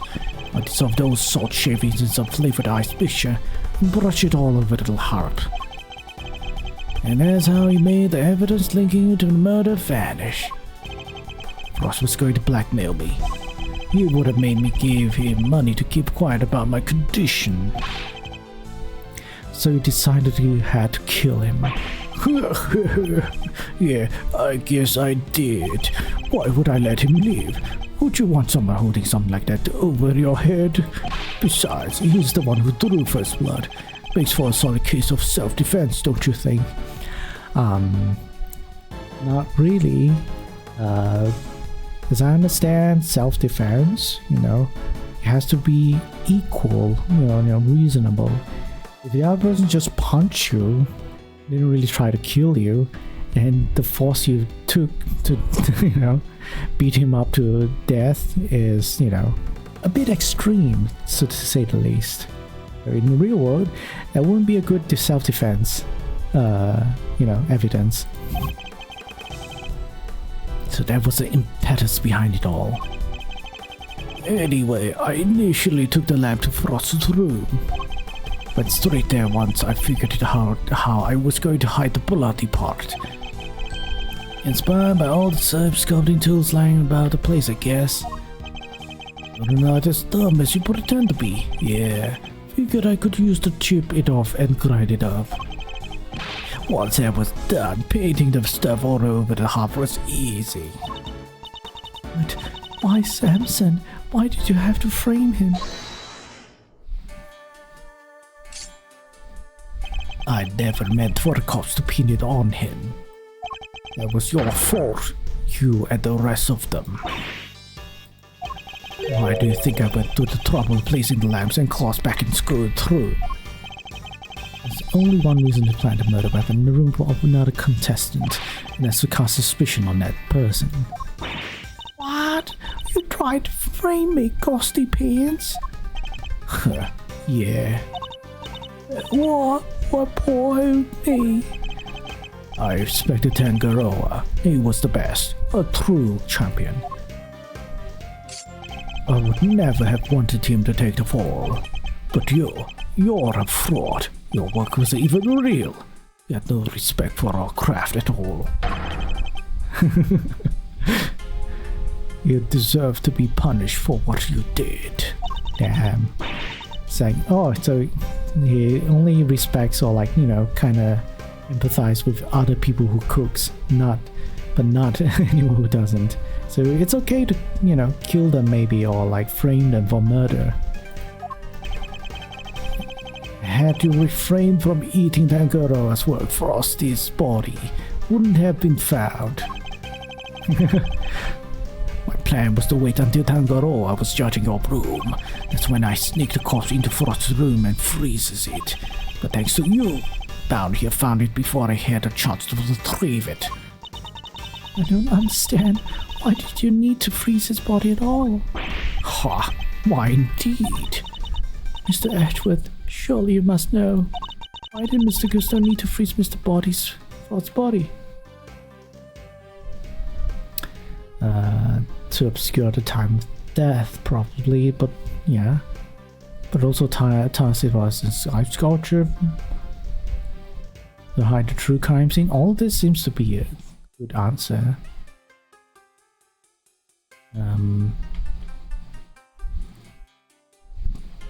I'm dead. Maybe this is the best. Mr. Gusto needed to freeze Mr. Frost's body in order to obscure the time of death. If they determined that the murder occurred during the afternoon tea, he would have been an obvious suspect. Bingo! Freezing Frost's body wasn't simple. Preparing everything took time. So I decided to put his body in the chest in Tangaroa's room while I got everything ready in Frost's. At the time, it seemed like the perfect hiding place. Never counted on some gluttonous pharmacist showing up and making the whole ship collapse. I see. I still don't get it though. Why discuss the body as an ice sculpture at all? The sooner it was found, the smaller the effect of freezing it would have had on masking the time of death. Therefore, he needed to disguise it, at least until it fully frozen. How awful! Using Mr. Frost's own work to help you cover up the truth behind his murder. Ironically, Tangaroa would have been just fine if the body hadn't been found before I got it out of his room. If only things had gone to plan, he wouldn't even have been arrested, let alone convicted. You mean it was my fault? Everything that happened to Samson was all because I found the body.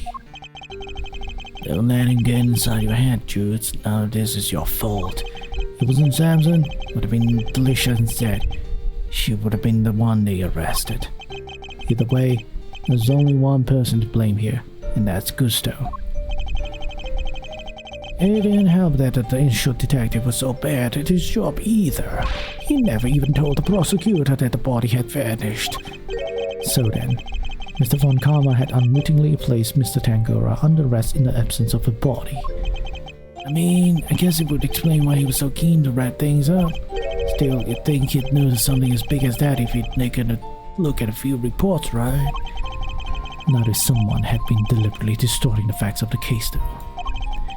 Either way, it seems that Mr. Von Karma didn't know about the body until after the arrest had been made.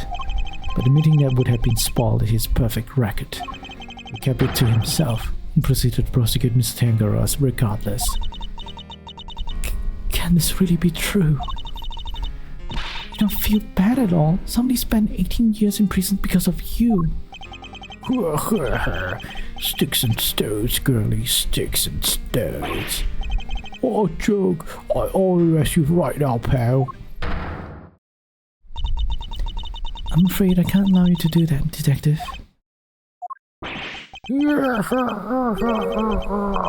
So you noticed, huh? Glad somebody did. The judge is right. You can't lay a finger on me. What? Why? Just confessed to murder. No idea, huh? I guess I better lay it out for you. Why you can't arrest me? I killed Frost 18 years ago. The statute of limitations for murder in this country is 15 years. You're not a man. You can't arrest me. You think I've confessed otherwise? You're dumb. That's right, the statute of limitations is only 15 years. Is this the end of the line, Mr. Edgeworth? Nah. Once the statute has expired, he can't be charged, so. But how unfortunate, Mr. Edgeworth. I'm afraid that both Mr. Gusto's confession and your deductions will have to be struck off from the record, and that Mr. Tangaroa's conviction will remain in place. But finally proven that the police never had Mr. Ford's body in his possession. When we can't arrest Mr. Gusto, surely Mr. Tangaroa has grounds for a retrial on that basis. Lassie, I won't be so sure. I'm afraid that the court's judgment are somewhat harder to overturn than you might imagine. So the committee needs for the verdict from 18 years ago to stand no matter what. Yeah. So yeah, Gavels is similar to Von Karma because she also doesn't want, an imperfect record on her prosecutions or whatever she's doing. Bad luck, Mr. Prosecutor. There must be something we can do. Something to bring Mr. Gusto down.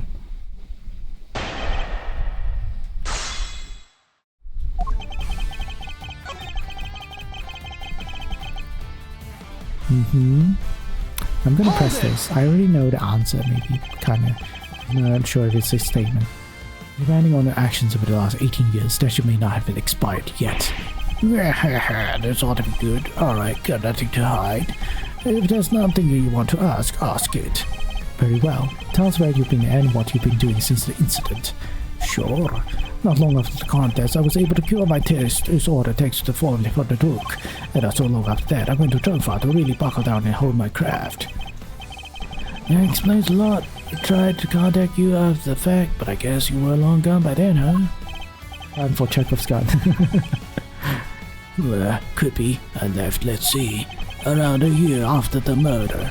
It was before Tangaroa's last day in court. And Drunfar was the best thing I ever did. Flavor, design. I'm the full package now. Objection! And all of the backs of those who lives you destroyed on.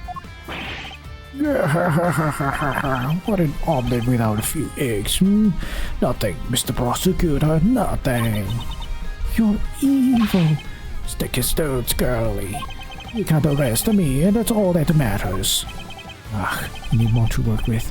Must be something I can get out of him. I can push him further on the same as he just made. Is there anything I should follow up on? This one. I'd like you to tell us more about your training in Drunfar, if you wouldn't mind. Fine. Yep. It's the same.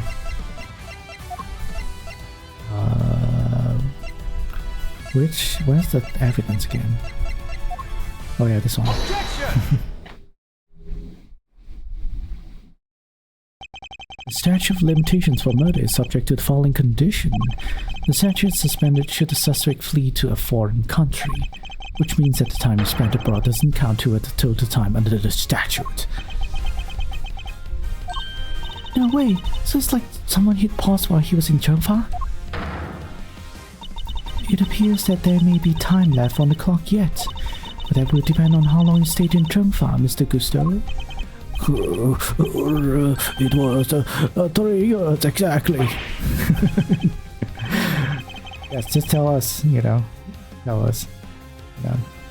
Don't have to like try to figure like get a lawyer or something, just tell us everything you know. 3 years, hold on, nobody say anything while I've done the math. The murder happened 18 years back. Statute's 15 years. Add 3 years overseas. 15 plus 3 makes exactly 18, which means no way. Miss Dashwood, you did it. The statute hasn't expired after all.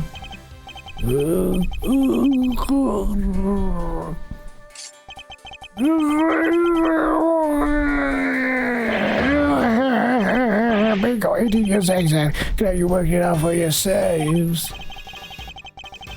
There. He's just been stringing us along this whole time. Why is he laughing? We're good, aren't we? We can arrest him now. I hate to break it to you, little sis, but IS-7 went down at the end of December. It's April now, which means, strictly speaking, it's been 18 years and 4 months since Frost's murder. Gusto staying in Drunfar really lasted 3 years on the nose. It's not enough. We're a few months short. There's a second condition? Yeah, there's a second condition. Not enough, but... What did I tell you? You can't touch me. I hate to admit it, but he read the board well when he made his confession. How unfortunate, Mr. Edgeworth.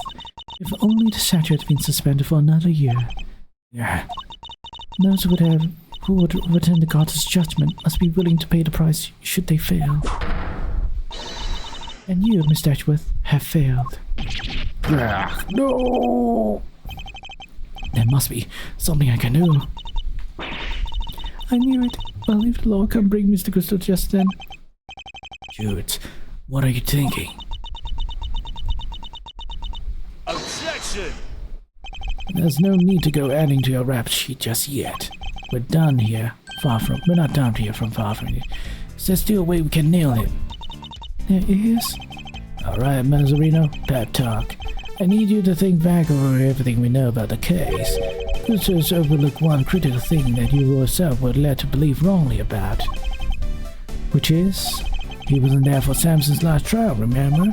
Best I can tell, he doesn't seem to know what the final verdict that came down that day is. Which means there's still one way left to us. Crack open your status of dummies, then take another look. 17 years ago, they really did a number on Samson and framed him like a petty preacher. But if we make a good use of that verdict now, we can make Gusto pay in full for what he's done. Fender, are you?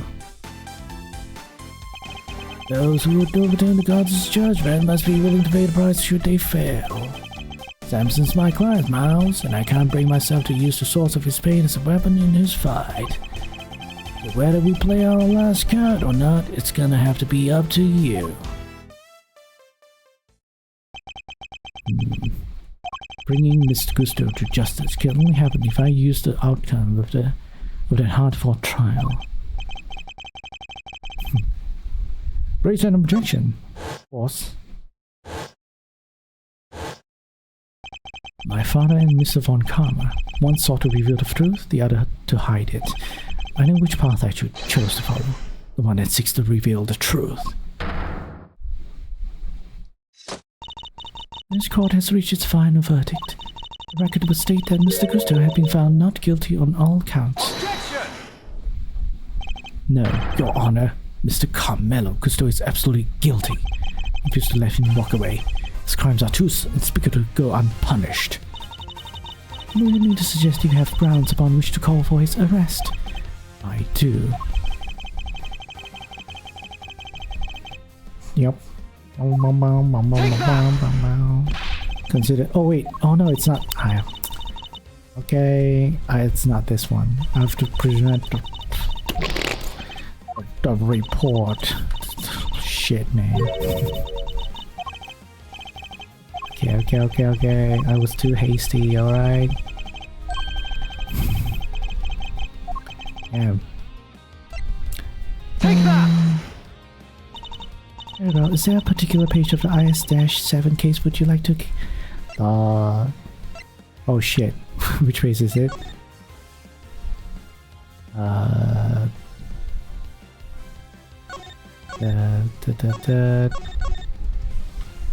The suspect data.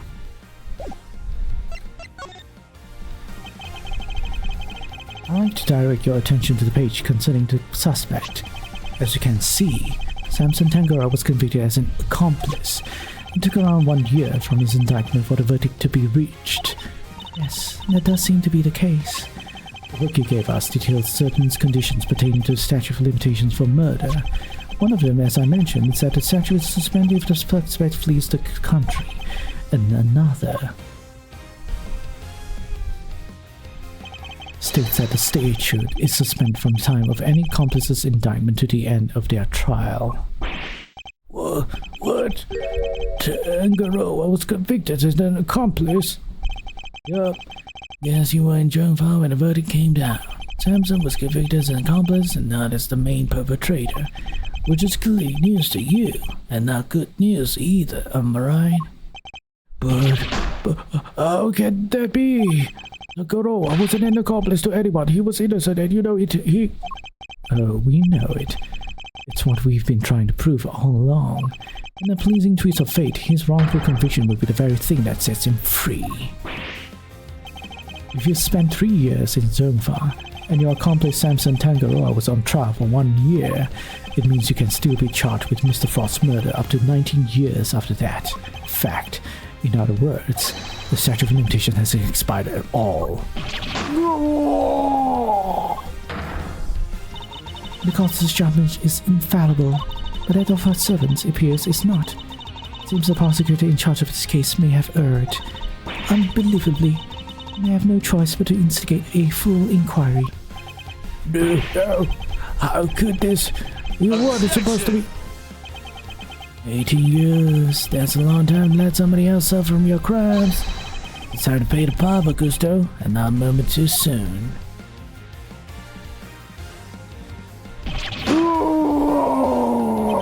But I'm finally the greatest. My brilliance has been recognized. I give up everything for this. Everything. Even my son. More's the pity. We can't run from the law forever, because the bills come due at last.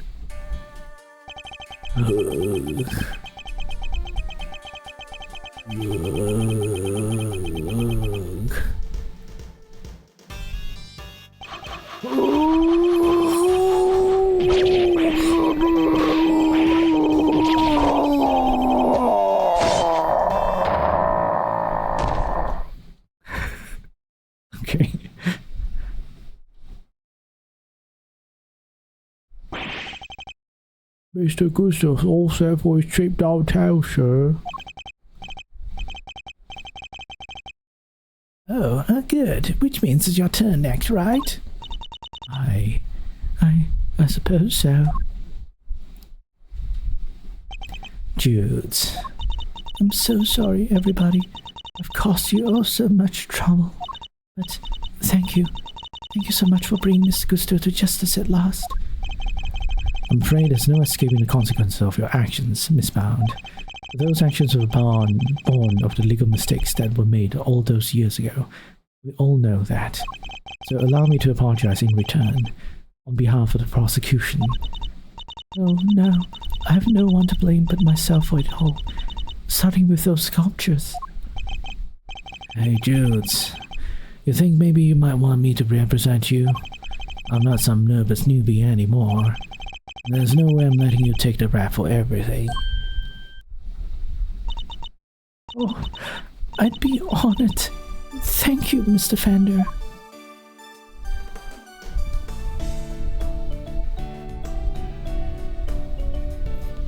Happy ending? Question mark.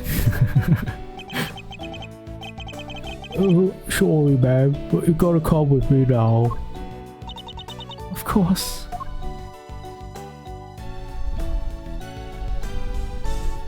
Yeah, attempted murder. Attempted murder is his charge, most likely. Judge. Attempted murder slash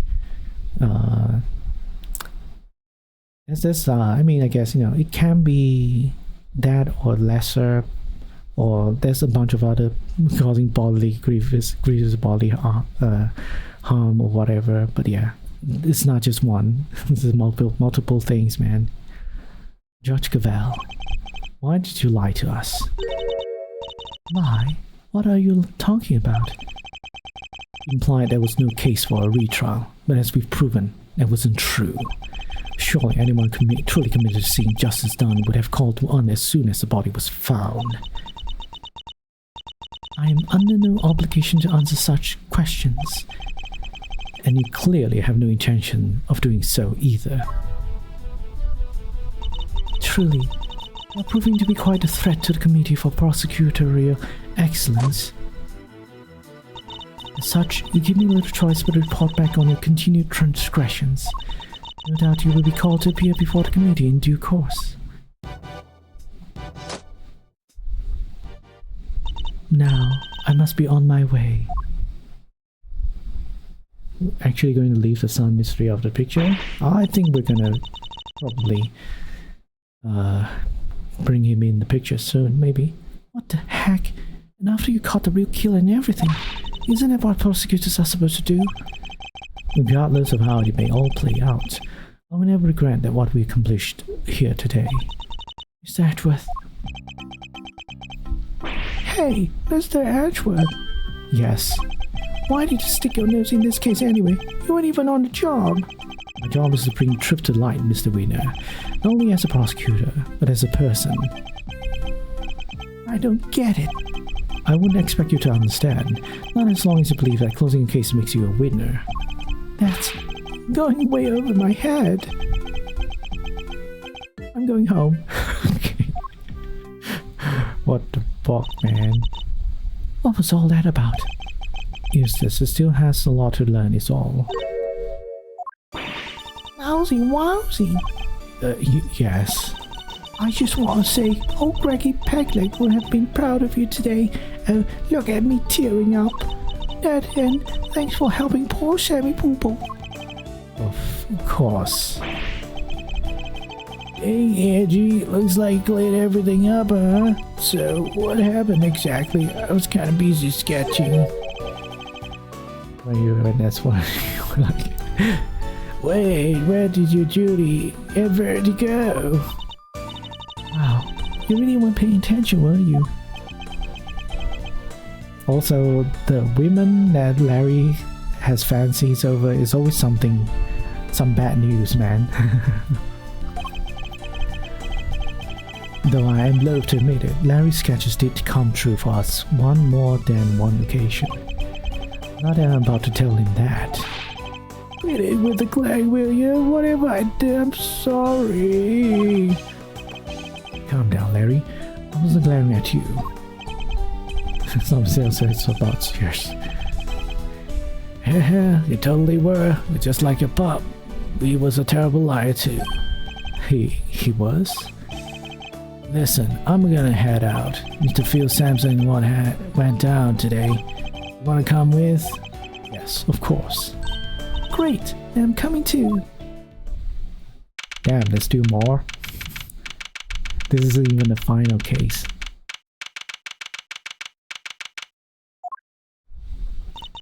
So what's Mr. Tangara like? I can't wait to finally meet him. Oh, he's a real sweetheart. You'll love him. Even while locked up, he can't help but make all sorts of cookies and cakes for everyone. That's why 3 p.m. extravaganza is a thing for prisoners and guards alike. Really? Sounds awesome. Think there'll be any left for us to try? Didn't we find a few slices of chocolates cake in the prison the other day? Could they have been some of Mr. Tangara's baked goods? Damn, he's old now. Dummy, what are you doing here? I heard you all come to see Mr. Tangaroa, so I wanted to escort him. Hello, new friends. I'm Samson Tangaroa. Prosecutor Miles Edgeworth at your service. And Mr. Edgeworth's trusty psychic, Kay Faraday. It's very nice to meet you both. How's yours, Gregory's son? Is that so? Your father was very kind to me and fought so hard for my case. But in the end, I betrayed him. I made a false confession and... Don't worry, Mr. Tangaroa. Mr. Fender has explained everything to me. Sure did, and now we're here to tell you the truth about what happened 18 years ago. Oh, and also your fiancé or girlfriend, is going to prison, and you're going out. Oh well. The truth. Judy did all that for me. Raise a kid, rack her brain for 18 years until she finally figured out how to set you free. What can I say? Turns out she really would do anything for you. Oh, Judy, I never did anything to deserve such devotion. Calm now, Mr. Tangaroa. I think we all know that's not true. The bond between the two of you has held strong for all these years, after all. You think so? I guess I better show him which piece of it is true for Bond, Miss Tangara and Miss Bond. I'll share.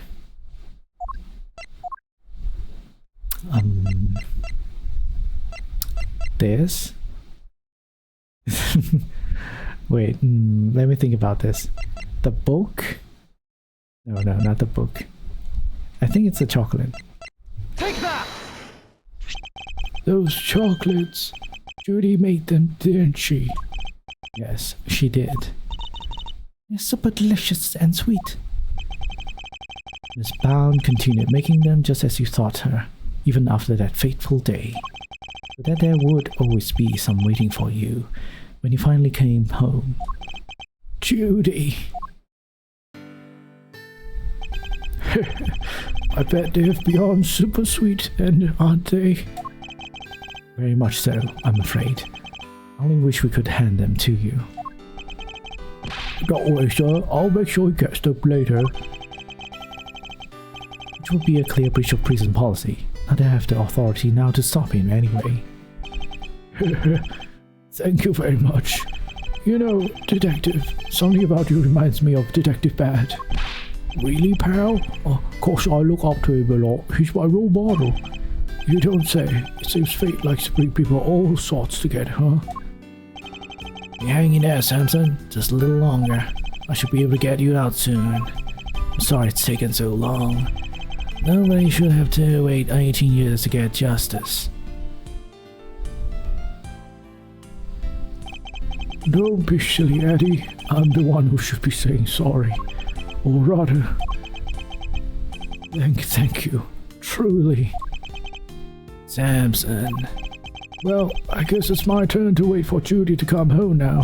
I better make sure there's something delicious on the table for her when she finally walks through that door. Well, If she's coming out, she's gonna be a super old lady. Don't let me down, Eddie. Leave it to me, big guy. All this is gonna be... yeah. It's not gonna be short, as I'm gonna say. The IS-7 incident. It's been 18 long years, but the case which he inherited from my father is finally coming to a close.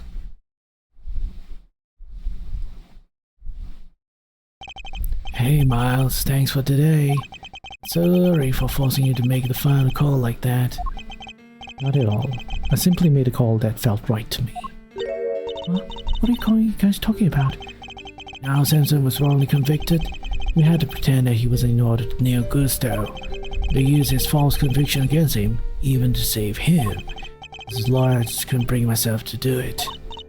Yeah, I can see that. Now that Gusto's behind bars, I can finally start to get that wrongful conviction overturned. Yes, and I'm sure you will.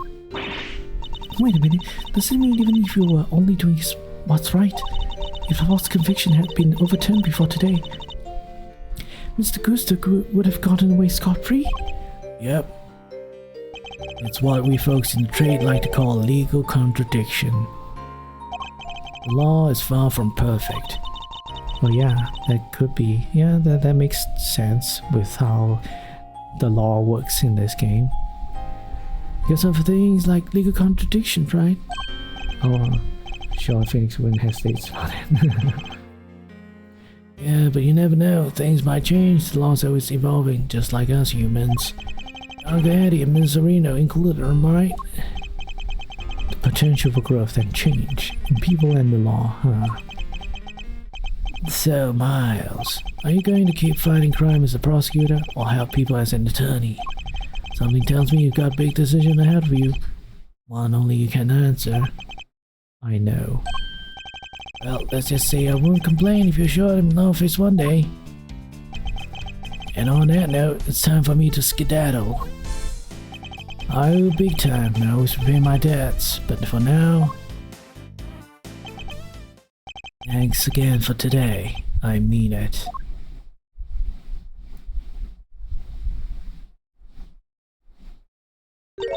Did he seem kind of in a hurry to get out of here to you? He did. And honestly speaking, I'm the one who owes him a debt of gratitude. After all, he gave me the chance to reckon with my father's final case. When I was a boy, all I ever dreamed of was becoming an attorney like my father. But then, during my time with Mr. Von Karma, I learned the way of the prosecutor instead. Eventually, with the help of some good friends, I found my own voice and a new way to live. But now my career as a prosecutor is at risk of being taken away from me. It may be time to take another long, hard look at how I want to live my life, whether I like it or not.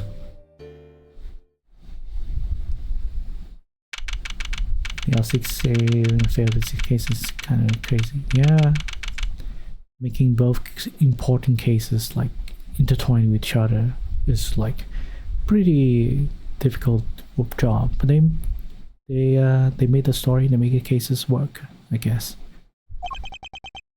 Hey Gregory, sorry for reporting in so late. May have taken 18 years. We're finally in a position to prove Samson's innocence. All thanks to your boy, Miles. Couldn't have done it without him. You should have seen him. The way he fought for the truth gave me chills. It's like I was watching you. Look, I know I'm not half the attorney you were, but those guiding principles you tried to instill in me, I like to think I'm embodying them now as I carry on your legacy. Here's hoping... Same thing. Your boy will be joining me in that soon.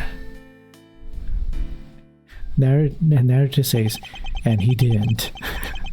Miles Edgeworth continued to be a prosecutor for many, many more years. What's the right answer? Which path should I choose?